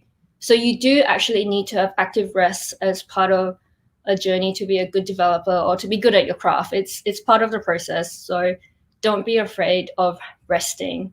And, I get it. Like, it's hard to, like, you kind of feel like you're falling behind if you don't, code every weekend. And I love what I do. I don't do it every day, because at the end of the day, I feel like, okay, bigger picture, I'm not going to get to the end of my career and think, okay, or the end of my life and think, okay, I'm so proud of myself. I have a solid green GitHub contribution chart. No, I'm okay with not going to the grave with that accolade on my gravestone. So yeah, that's, you don't need to be passionate or code to start, and you don't have to code every weekend to be a good developer. Number 6, advocate for yourself and be proactive in your career. The long and the short of it is that nobody is going to be as committed to your career or as invested in your career as you are yourself. So if you don't let other people know about you, you can't complain if no one finds you. If you don't put yourself out there or share your work or have a portfolio or talk to others or help others, then how are people supposed to find you? Like, if you don't have anything out there, then you're not going to be, people are not going to know about you. It's like the idea, like sometimes I feel like I don't know what I want to buy until someone tells me I need this. Like, advertising is pretty effective on me, to be honest, which is a bit of a danger. But I feel like if you want to get, better in your career and go places, it's important to advocate for yourself and be your own cheerleader, and like, just really think about like putting yourself out there. Luck is opportunity meets preparation. Like, a good idea, something that I once went to a meetup and someone shared this really good idea that just to help you to be, to help you advocate for yourself and be proactive is, at the end of every week, have a running list of all the things that you achieve every week. And these could be small things that, like I pushed my first PR live, or I did this, I contributed to that. Or it could be something really nice as well, of what, like, compliments that your boss has given you. And these are all really things that you can look back. So when you want to go for a raise or something, you can look back on this and think like, oh, I did A, B, C, D, E, F, G. Because later it's a lot harder to recall these things if you don't put them down. Like, your brain's not able to just hold everything there. So I really support this idea of making sure that you have a list of things that you're proud of and things that you contributed, your achievements. It really helps you. And when you're feeling down as well, you can look back on it and be like, oh, I did this and this. And it's a very, what's the word I'm looking for? Like, it's just like, it's data, it's not so emotional. You know that you've done it because it's there. And something that I did, I guess it's in my career, I suppose, is in my agency, we didn't have any office snacks at the beginning. So I felt that was like something that was really useful in kind of promoting a culture of inclusivity and helping people to, like, just feel more appreciated at work. So we didn't have that. But what I did was I reached out to my alumni network via Slack, and I asked everybody kind of some questions about how the snack situation was at their work. Like, what is their budget? What do they get? And once I had all the information, I kind of collated that, and I did the research, and I presented to my boss, like, can we have, snacks because of these benefits? And this is the cost. This is the monthly budget that I suggest. And he was like, yep, we can do it. So then I kind of became the snacks queen at my office, basically. And the really good thing about that was that I was able to get all these, like I got we had really small office, there's only 10 of us, but I managed to get the people's orders, what they wanted, but then I could also get like all the nice, healthy, good snacks as well, which is like nori, seaweed, and like coconut water and 90% dark chocolate. So it was just really fun to have that, and it made a big improvement in like everybody feeling very appreciated as well. So yeah, be proactive, and like if you want to do something, just do it and advocate for it.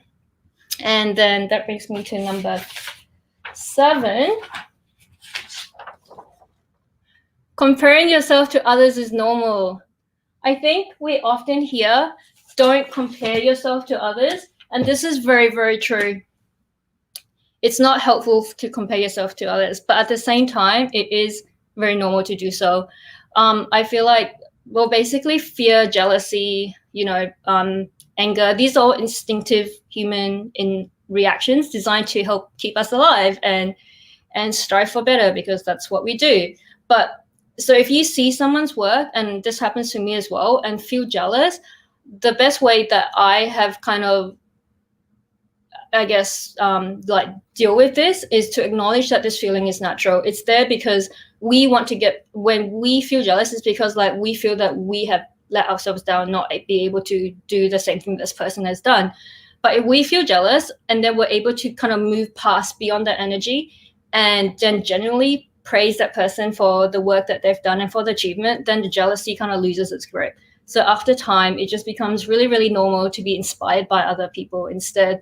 I think that like there's this idea that basically fear and excitement is the same thing, like physiologically. When you think about fear, like that emotion arouses all these elevated physiological reactions in our body, the elevated heart rate, the sweat, everything. But excitement is the same thing. Like it also increases your heart rate, it makes you sweat. So basically fear and excitement are like the opposite sides of the same coin, but one is negative and one is positive. So I sometimes think of jealousy and comparing yourself to others like similar to this. It's one is negative, one is positive, but they're both opposite sides of the same coin. So if we're able to flip it to feel inspired by someone's work instead of feeling jealous and small, but to feel like, oh, they did this, I can do it too, then it's very, very, very beneficial to I feel like to your mindset and to helping you become better as well. And just very, very similar as well on the topic of comparing yourself to others, we often feel like we're imposters. And sorry, hang on a second. Just realized my computer wasn't plugged in. Okay, so we often feel like other people are doing much better than us, and it's easy to imagine that we're not good enough. And this was something I really experienced in my first, I would say, 3 to 4 months of work. I had these weird out-of-body experiences where I felt like I was doing the work, but actually in reality, someone else somewhere else in the world was doing the work, and it was just kind of coming through me as I was typing, and that I was going to be found out and fired. So it was really strange. Like that was massive imposter syndrome. Like I'm not good enough for this. Like someone else is doing the work. But they actually did hire me, and I actually did do the work. And even senior developers I've spoken to feel that as well. So it's a completely normal feeling, and we're all in this together trying to figure things out. So yeah, comparing yourself to others is normal, but you can always flip it and try to be inspired instead of being jealous. And it's out there. People who do great work are out there. And number 8, disconnect your sense of worth from your work. In other words, don't take things personally. Being able to ask and accept constructive feedback is really beneficial for you and for your work and to get better at your craft. This was actually something I did when I was a designer, or something that I learned there, and it's very relevant to me as a developer now as well. I always felt that when I was able to take feedback from clients and not feel as it was a personal attack on me for the work that I was doing. Like the work that after incorporating their feedback, the work that I did as a designer was always way, way, way better.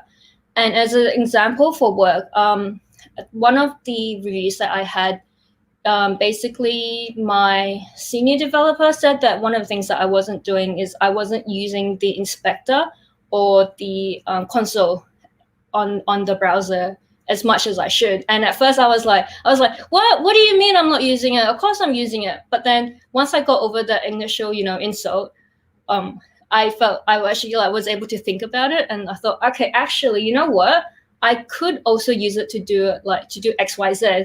And as a result of that feedback, I'm way better at using it, and I'm way faster at debugging because I'm able to, take their feedback and think, okay, they know more than me.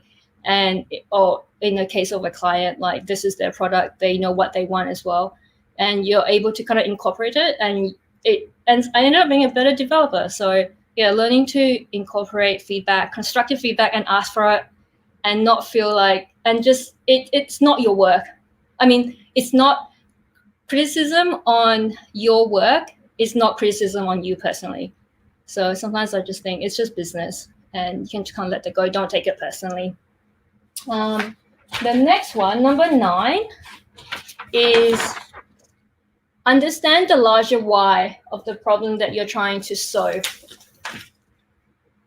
There is a quote that I really like from Mark Cook. He is the Vice President of Product and Engineering from Kodak. And he says, success is not delivering a feature. Success is learning how to solve the customer's problem. As a developer, I feel we're not hired to just push code out or be like coding monkeys. Businesses have larger codes and needs that they're trying to solve. And if I'm working on a ticket and I zoom the lens out that I'm trying to, to what the client is actually trying to achieve, I always do a lot more better, basically. Sometimes clients are not able, maybe they don't know why they're doing something, or they're not able to articulate it properly. So it's always very useful to ask why and what is the actual problem. Ask them questions to get deeper into the problem that they're actually trying to solve. For example, we had a client ask us put this button here. It's okay, why do you want this button here? Oh, it's because we're trying to get users to click on the button. It's a call to action, and then so that they can buy this. And by asking those questions, I realized it's not that they wanted the button here. It's that they're trying to achieve this solution and this goal. And then actually a better place to put the button was actually over here. So it helps to be able to think about those things. And I think it makes you appreciate your job a lot more as well. For me personally, it does anyway. If I feel like I'm not just writing code all day, but I'm actually solving larger problems, it really helps me to get a bit of perspective. And my final lesson that I've learned, I guess, is communication, connections, and community are key to growing. So basically, we're not hired. We don't work in a solo. We work with other people and in teams and with clients. It's always better to over-communicate than to under-communicate, to make sure that everyone is on the same page. And if you spend time, something that my senior dev has told us as new hires is that they definitely want us to try and tackle a problem and try to solve it for ourselves. But if we get stuck on it, for more than a half an hour or so, don't just keep trying to hammer at it. Because if we just sit there and get stuck and we're stuck for half a day, that's losing, from a business perspective, that's losing the company money. And it's like definitely try to do what, like, you know, Google your solution, like try XYZ. And when you're talking to a senior developer, communicate that you tried XYZ, not just be like, oh, how do you do this? But actually communicate to them. And it really, really helps for you to ask earlier, like ask your questions earlier and communicate that you're struggling earlier, because no one knows if you're not. And it really, really helps the business out as well. So yeah, always kind of over communicate and explain your problems. And rubber ducking, if someone doesn't know if you don't know what rubber ducking means, it's basically when you're trying to work through a problem, you're talking out loud to somebody. I find that whenever I talk to somebody and I'm explaining or articulating the problem or the issue I'm trying to solve, I'm like, oh, I got it, never mind. Thanks for your help. Thanks for listening. And it's just kind of the process of communication that you're able to solve these like small bugs or problems that you have. And then your connections as well is super, super important. I was once told that the most successful developers or people in the industry have built a community and a support system around them. It helps to have, one of the reasons that I actually signed up for a bootcamp instead of just coding by myself is because of the connections and the key that the bootcamp and the community, that the bootcamp came with. I got my first job basically because I was hired on Industry Day, which is an event that our bootcamp hold where potential companies and hiring partners get to meet us and we get to kind of demonstrate and show our work. And I would not have had that chance if I had not been part of the community and had that there. You hear time and time again that your connection matters, that people get jobs through the people that they know, like on Twitter and on social networks and LinkedIn and everything. When you get to a point in your career where you're not having to apply for jobs, but to have jobs come to you as a result of your connections and the people who are recommending you, putting you forward and supporting you, it's really valuable. I found that I've been like, for me as well, learning publicly, I've found that having the support system in place or feeling kind of committed to it has really helped me to learn better and just give me a sense of that I'm not doing this alone, and it's been very, very valuable for me. So yeah, so those were the 10 things I've learned. And to recap, I've kind of put everything everywhere, so I'm not going to go pick them up from the ground. But number 1, you don't have to remember everything. Number 2, normalize failure and struggle as part of the process. Number 3, avoid hustle code when possible and learn industry best practices. Number 4, share your learnings by teaching and mentoring others. Number 5, you don't need to be passionate at the start or code every weekend to be a good developer. Number 6, advocate for yourself and be proactive in your career.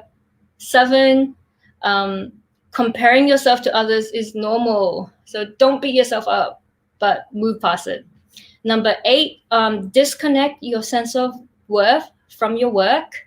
Number 9, understand the larger why of the problem you're trying to solve. And number 10, communication, connections, and community are key to your success and your growth. And so, yep, those are the 10 lessons I've learned in my first year as a developer. Thank you very much for having me. And if you wanted to reach out to me on Twitter, my Twitter handle is on that little my name thing at the corner there. Thanks. And I'm here for questions.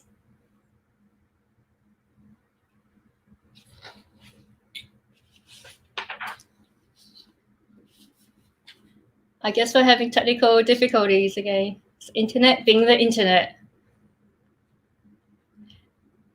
And I can't think of any jokes I can use right now to fill in this space. Does anyone know any jokes? I mean, there's the one with the developer who's saying, like, why is a developer a really good date? Oh, okay, here we go. When you suggested to share and contribute, how do you prepare for it? Do you directly share your codes, projects, and digital notes on GitHub? when I suggested sharing and contributing, I don't remember saying that one, but sharing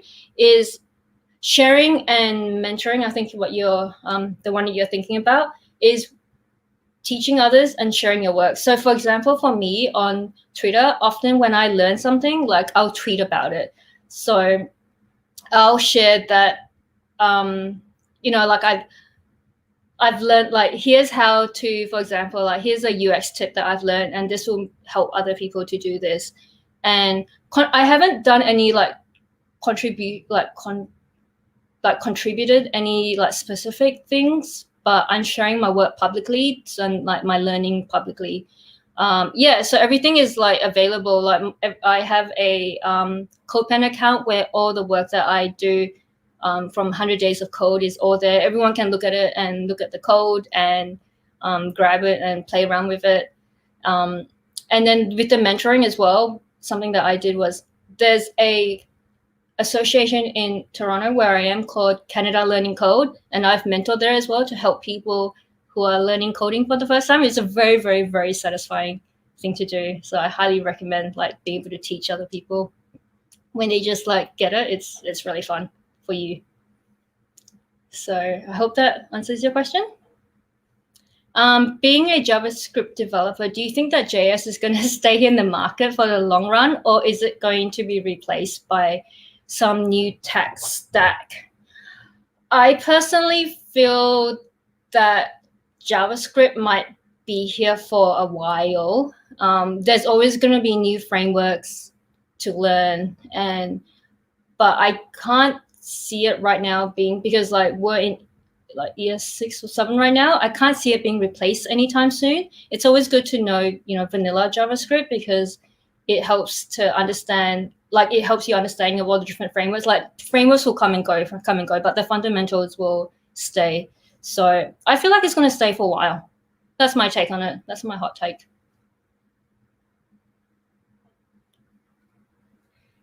In what way can one transform beginner of any language to master or developer of that language? That's a really good question. I feel for me, it takes practice. Like any language, to become fluent in something, you need to be able to practice in that environment and just to keep going. It takes time for your brain to build the synaptic connections and to make those stronger, where you get to a point where you can just pick it up. Practice. Practice doesn't make perfect, but practice helps makes it permanent. So just for that one, you just gotta keep grinding and keep doing it.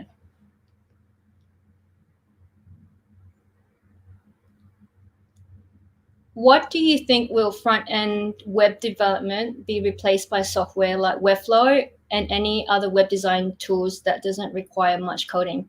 This is a really good question as well. And I feel like, okay, here's a really good analogy that I really like to use is, you can cook at home, but why would you go eat out? Why would you get McDonald's or go like to a fine dining restaurant? Basically, between front-end development or any kind of development back-end as well, and using tools like Webflow or other web design tools, they serve different purposes. They cater to different markets. So there's always going to be a market for people who use Webflow and other design tools, because that's what they want. But there's also going to be other people and clients and businesses who want the custom design solutions. Just as sometimes people want to eat at home, they also want to eat out. So I don't think that they will be replaced anytime soon. People and businesses will want custom solutions, and it's good to have a variety of options available.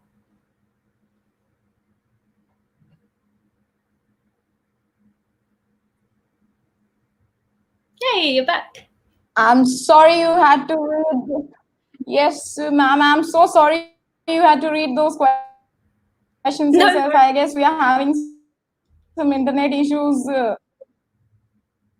Even I'm having that. Even my backup host is having that. So I'm really sorry about that. It's all good.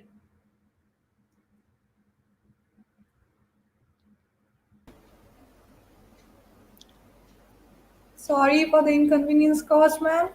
It was lovely hearing you, and thank you so much for sharing your experience with us. Thank you for having me. Thank you, ma'am. So, now we shall be advancing to discussions regarding the DSC solution challenges. We have with us Arsh Goyal. He is an SD intern at Samsung, DSC lead, DSC NID Jalandhar, NTSC scholar, former SW intern ISRO, and Microsoft student partner. Currently, he is a third year undergraduate at NIT Jalandhar. He is a technology enthusiast and aims at building technological and viable solutions for human life. He also intends to empower and encourage more and more people into technology through communities. Ours shall be discussing about steps and tips to crack DSC Solution Challenge. I would like to welcome Arsh Goyal. So, hello everyone. I hope my voice is pretty clear and all of you have been great and all the sessions have been so informative and so inspirational that you all are here. I congratulate you that you stayed here for around 2 hours and you are still there. So this shows that you are much aware about your future, your career, and what you are to do in your next years of the college. So just to brief you about what we are here for and what we do, I'll start with the basic introduction. So first, let me present my screen.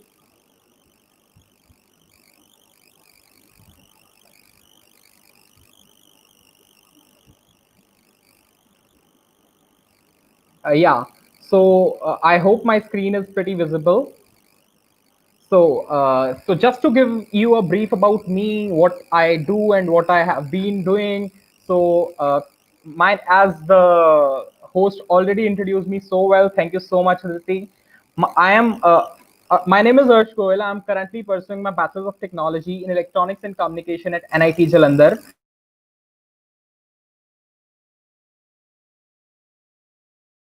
And have really good experiences working as a DSC lead, having to experience a lot of offline events, workshops, seminars, and whatnot.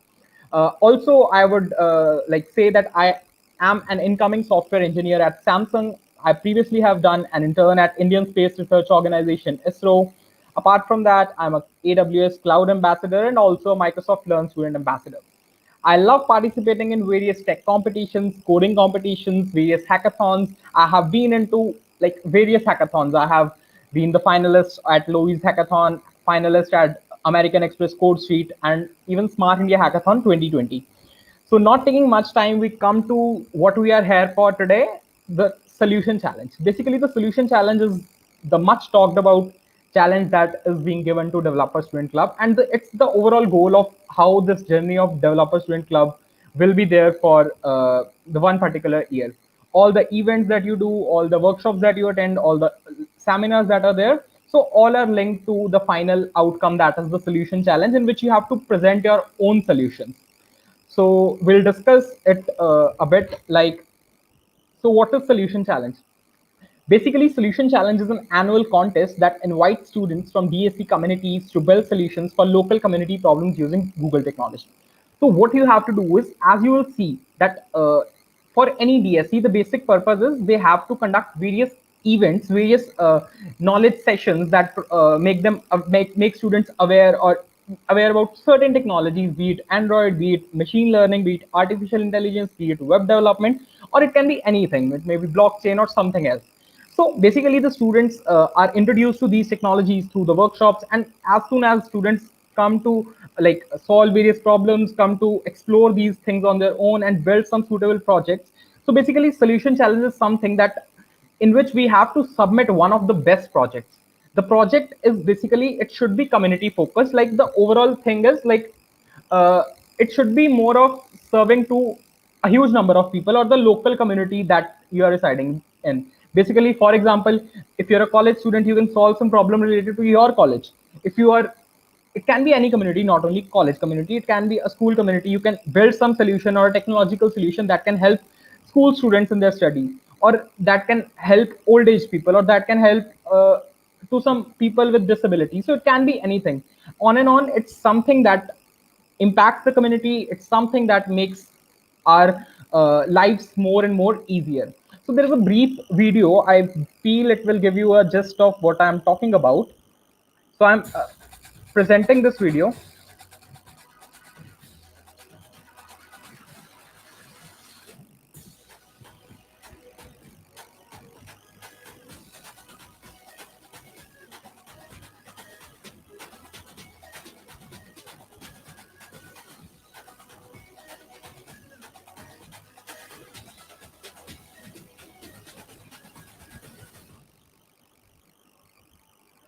So I hope that was something that gave you an insight into what solution challenge actually is. So just to go in a bit detail, not much details, you'll come to know as soon as you experience the experience of any DSC community. I would love to see your questions coming up at the end so that we will be there to answer it. Your questions can be related to anything. It can be related to either developer student club, either any community, or it can be related to career prospects. It can be related to your confusions and doubts on how to be in tech giant. So it can be anything. So I'm looking forward to answer those questions at the end. Next, coming to the next slide is yeah. So how to approach for the solution challenge? Generally, the solution challenge is announced in and around December or January. So you will get the information about the DSC solution challenge through any of the DSC communities that is near to you.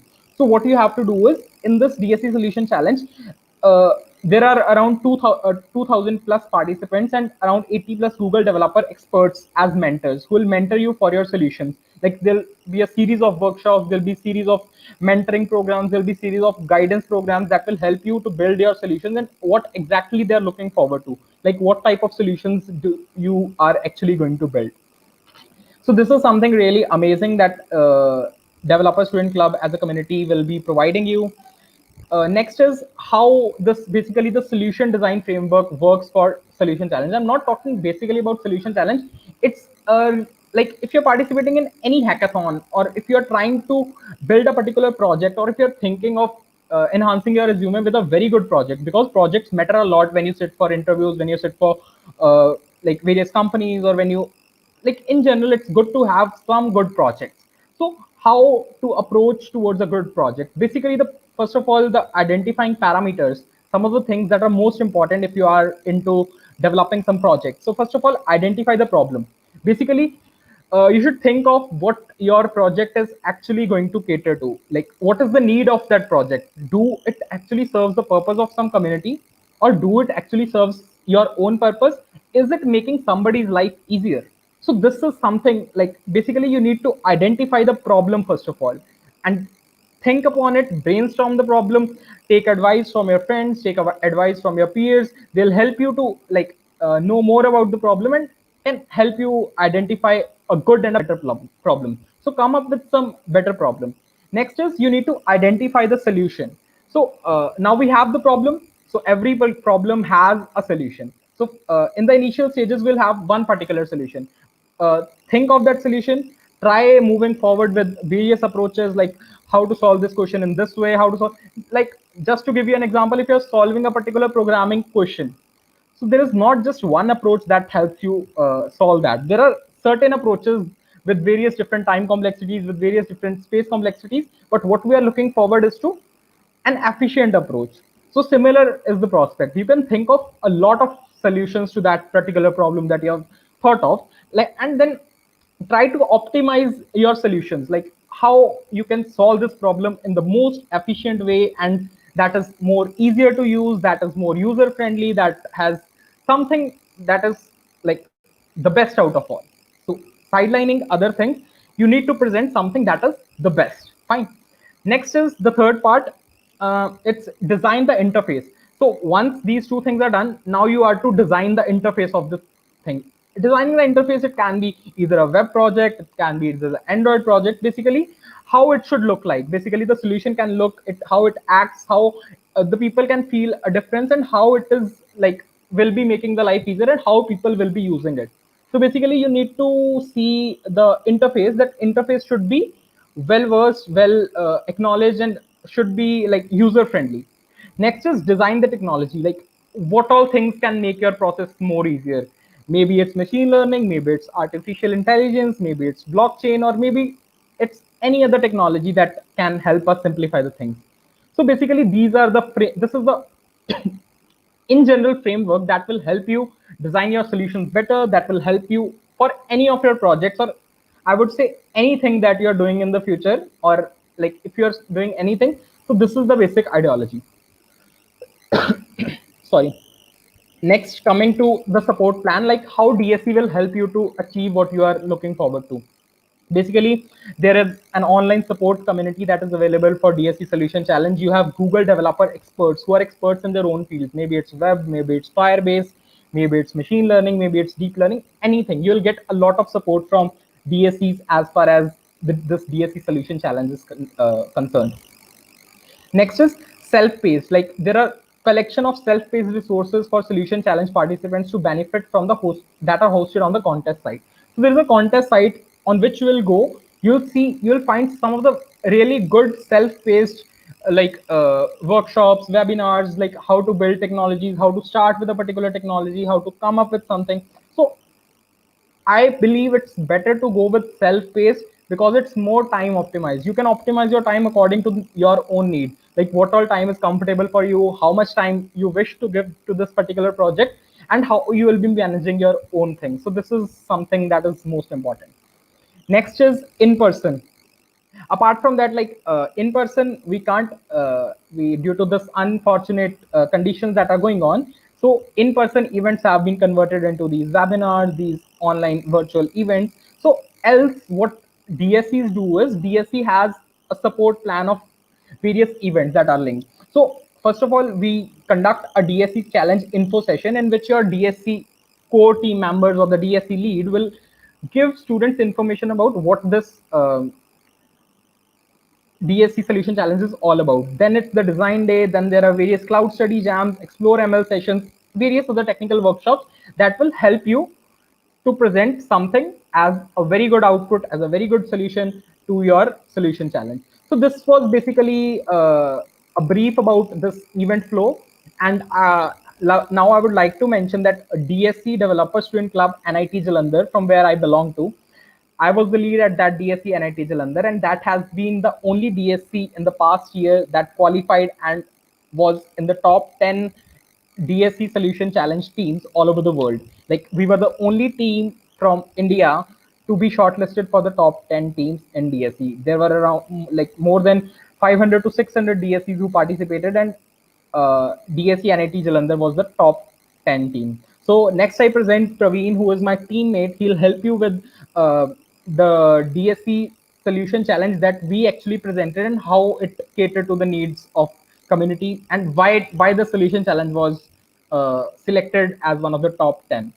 So I hand it over to Praveen. Hello. Hello, am I audible? Hello. Yeah. So I'm Praveen Agrawal from NIT Jalandhar and DSC core team member. And I'm also the founder and CTO at Coolage. So as our sir stated that our team has won the Solution Challenge 2020, and it was the competition that was held over 60 plus countries. So it was really motivating to win this competition. So after that,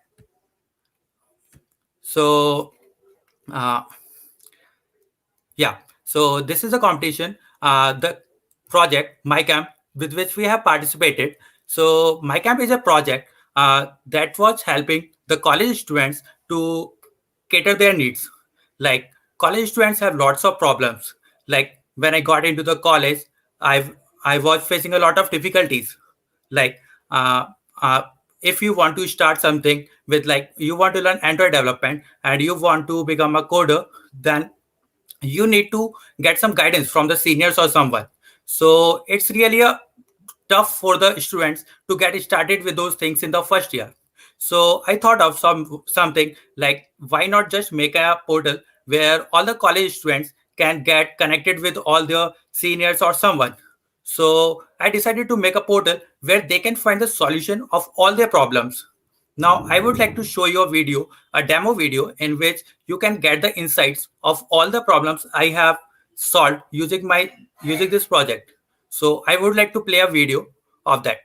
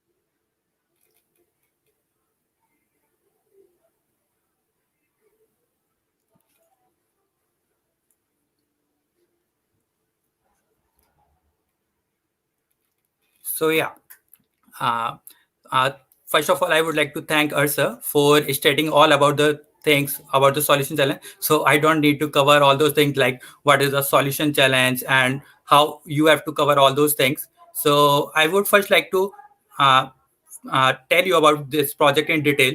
Actually, this video was covering the audio as well, but due to some technical difficulties, it was not audible. So, MyCamp is a project that caters the needs of college students and helps them to make their college life easier by like connecting them with the seniors and for seeking the guidance from them or like giving them the resources for the proper information flow about the events or something happening around them. Or like if you are in a college, you know that you face a lot of problems, like if it is about the hostel management or it is about the online food ordering, as all things you face a lot of difficulties. So the other features that includes are like low stand found and buy and sell. All those features are covered in this project. So now let me tell you like from where I got this idea. It was like start from the day I got into the college. Like when I got into the college, I was really a lot much interested in the coding and wanted to become an Android developer. But you know, if you want to start something, you need the guidance of someone who can tell you like from that how you can start and to tell you about the resources like GitHub, Stack Overflow. You need all those things. But as I was a beginner at the time, and I didn't know anything about those resources, I just started with one course and started with the Java. So, but I was facing a lot of difficulties and getting stuck somewhere, like facing a bug and all those things. So I thought, like, why don't we have a portal where we can find the students of our college students, like according to their skills. Like these are the Android developers, these are the web developers, these are the ML enthusiasts, and all those things. So that I can just connect with them and see their projects, see their internships, and all those things. So it will be easier for me and easier for them also, so that we can learn something. So I decided to make a portal where I can find these things. Along with that, I can get the things like online hostel management, food ordering, low standby. And let's say like there is a one problem, like fourth year students are graduating from the college and they have all the resources like books, their drafters, their all those things which first year students can buy. Okay, so you got the problem. Okay, so you need to solve it, and you can make a portal of buy and sell on your project. So from where the first fourth year students can put all those things they want to sell, and the first year students can buy from there. So these were all the problems that all students were saying, like, we are facing these difficulties, we are facing these difficulties. They are not doing anything, college is like this. So I thought of, like, why not, instead of completing, why not solving it yourselves? So I just wanted to give it a try. And from the starting, when I started learning Android development, I thought of, like, just give it a try, and along with learning Android development, make this project. So when I started learning Android development, I was learning a concept and implementing it in my project. So it was like a quite bit of learning. So it was a solution that we decided to make an Android app for all those things. So now coming to the third point, like favorite feature. So when I finished that project, actually it took a lot of time, about 7 to 8 months to finish that project, because I was the only one working on that project. And getting all those things, like, you have to ideate as well, you have to design as well, you have to code as well, and like thinking, like, why will the users use it? Like, there is also a LinkedIn from where you can get connected. So making it apart from all those things, as well as making a big impactful project. So it was a really a big project. So after the complete process, we decided to we launched it on the beta version in my college, and did a small survey, like what students are liking. So in the survey, we found out that students are like networking part a lot. So after that, we covered it and worked on the UI UX and worked on all those things. So solution challenge requires a lot of things. Like, you have to launch a beta version, you have to give them like what you have implemented. For the solution challenge, you need to work on all those things. So now let me tell you, after that we have won the solution challenge, what we are going to do with this project. You don't have to just participate in that competition. You just need to take it on the big level. You are not doing it for the solution challenge. You are doing it to help the local community solve their problems. So I need to tell you that we have also started a startup after winning this competition and all those things, and after understanding the impact of that competition, of that project and idea. So we have started a startup, Coolish. You can also visit the website from coolish.app. So we are taking it on a big level, and soon we are going to launch it on a big India level. So it is a Coolish startup. So just wait for some time, and it will be come up soon. So that's all from my side.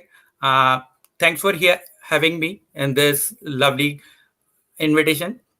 So you can also visit me on my LinkedIn and Twitter, from where we can get connected. And you can, if you have any query, like for the upcoming Solution Challenge 2021, you can ask me any query. And if any help is needed, I would be happy to help you.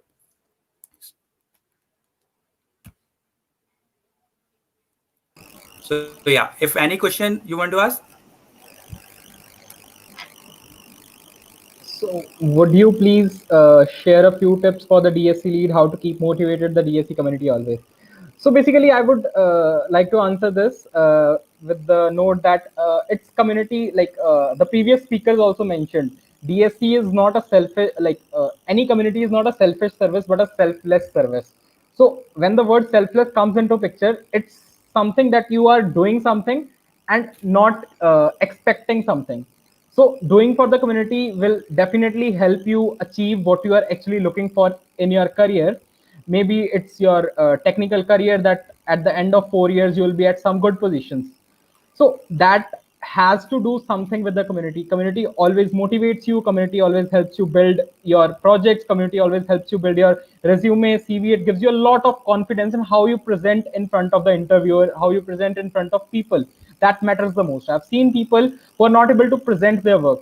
So basically, these are some of the things that will help the DSC community people to keep themselves motivated so as to achieve and come up with something really good. So the DSC lead, as DSC Gita is one of the new DSCs. I wish it to be one of the in future coming to be the best DSC, and coming up with various workshops, seminars, and introducing these new technologies into your college. so as to help people develop solutions and to have their have a better careers. I hope that has answered.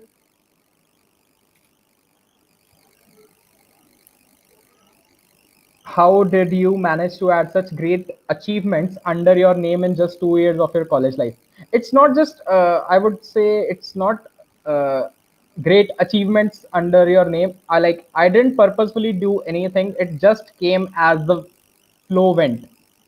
So we were also very new to technology. I was introduced to programming in the first year of my college. I didn't have any background of computer science. I started learning C language, then came to C++, and the flow went on. I joined various communities. I was a part of Developer Student Club. I was selected as the lead for NIT Jalandhar. Being a part of this, there were a lot of networking opportunities. I met various personalities, various people. They guided me in various ways. I started off with my journey learning data structures, algorithms. That's the most important, I would say, like practicing on your own, and like ultimately you will come to whatever you are looking forward to. There's nothing planned, I would say.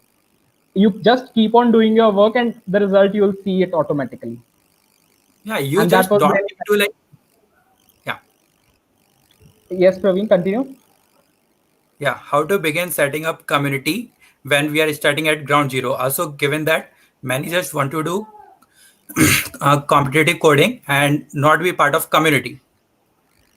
So this is really very good question. I have a first-hand experience. Like NIT Jalandhar didn't have any community or any tech community or coding community at the beginning. DSC was the first. Like we started with Coding Club NITJ, which is now given the tag of DSC NIT Jalandhar. We started from the ground zero. We came up with the introduction. We came up with getting the new faculty advisor, getting the permissions and all. So that was a bit of hassle, but after that, now it's smooth going.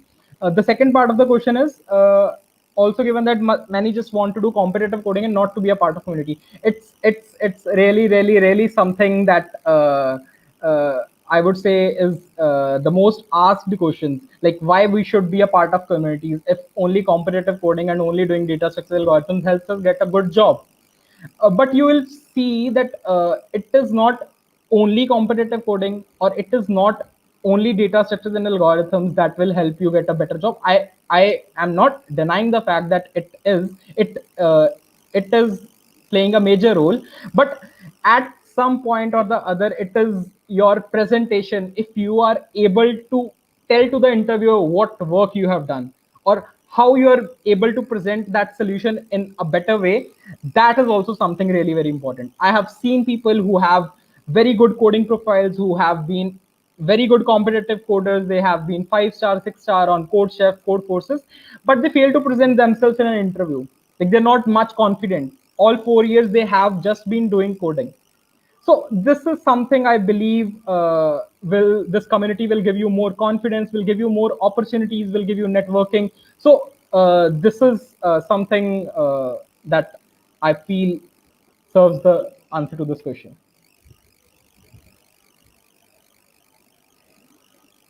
Yeah, I also feel like joining a community will not help you in like competitive coding, but along with competitive coding, you need to have some skills like presenting yourself, giving the tech talks on like events. Like I was in the part of like DSC, so there we conducted an Android bootcamp. So having a skills like doing a Android competitive coding helps you a lot, but also giving a presentation to the students of first year, second year, like how you can learn that, it helps you a lot. It opens you like what you are lacking yourself when you are explaining something. So it community helps a lot along with doing just competitive coding.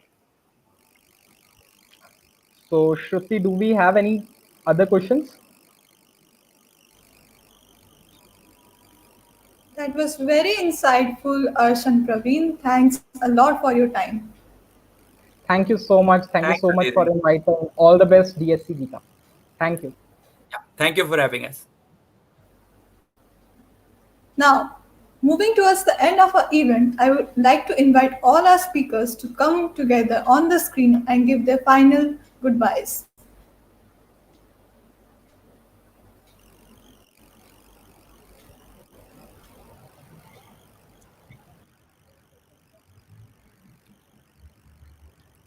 Annie. Hi, Arsh.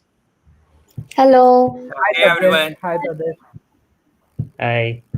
You also call Annapurna as Annie, so there are two Annies here. Yeah. Yeah. Yeah. So thanks for the thanks for all of your talks. Those are very insightful, and I got to know so many things. Uh, Anyone else would like to say something? I would like to congratulate DSC Gita for this very inspirational and very good Kickstart event that they have presented, and it was really managed very well, like with all the information going on side by side, and very fluent they were, as it was their first event. So I would like to congratulate them, and I believe that they'll be having these kind of events, these even more successful events than these. So all the best, DSC Gita, and I hope to see you rising. And all the my co-speakers, you were fantabulous. I would say it was really very, very, very insightful listening to you all. Thank you so much. It was a pleasure listening every one of you. Some great insights being shared, experiences, and many new people from various other places. It was a very nice session. Congratulations, DSC Gita. Yay, congratulations to DSC Gita. It was amazing and I really had a great time and all the speakers were excellent. So it was a real honor to be part of that. Thank you for, I was really nervous, so thank you for putting up with that. And I really enjoyed my time here. Okay, thanks a lot. Happy you, weekend, everyone. everyone. Bye-bye. Bye-bye. Bye-bye.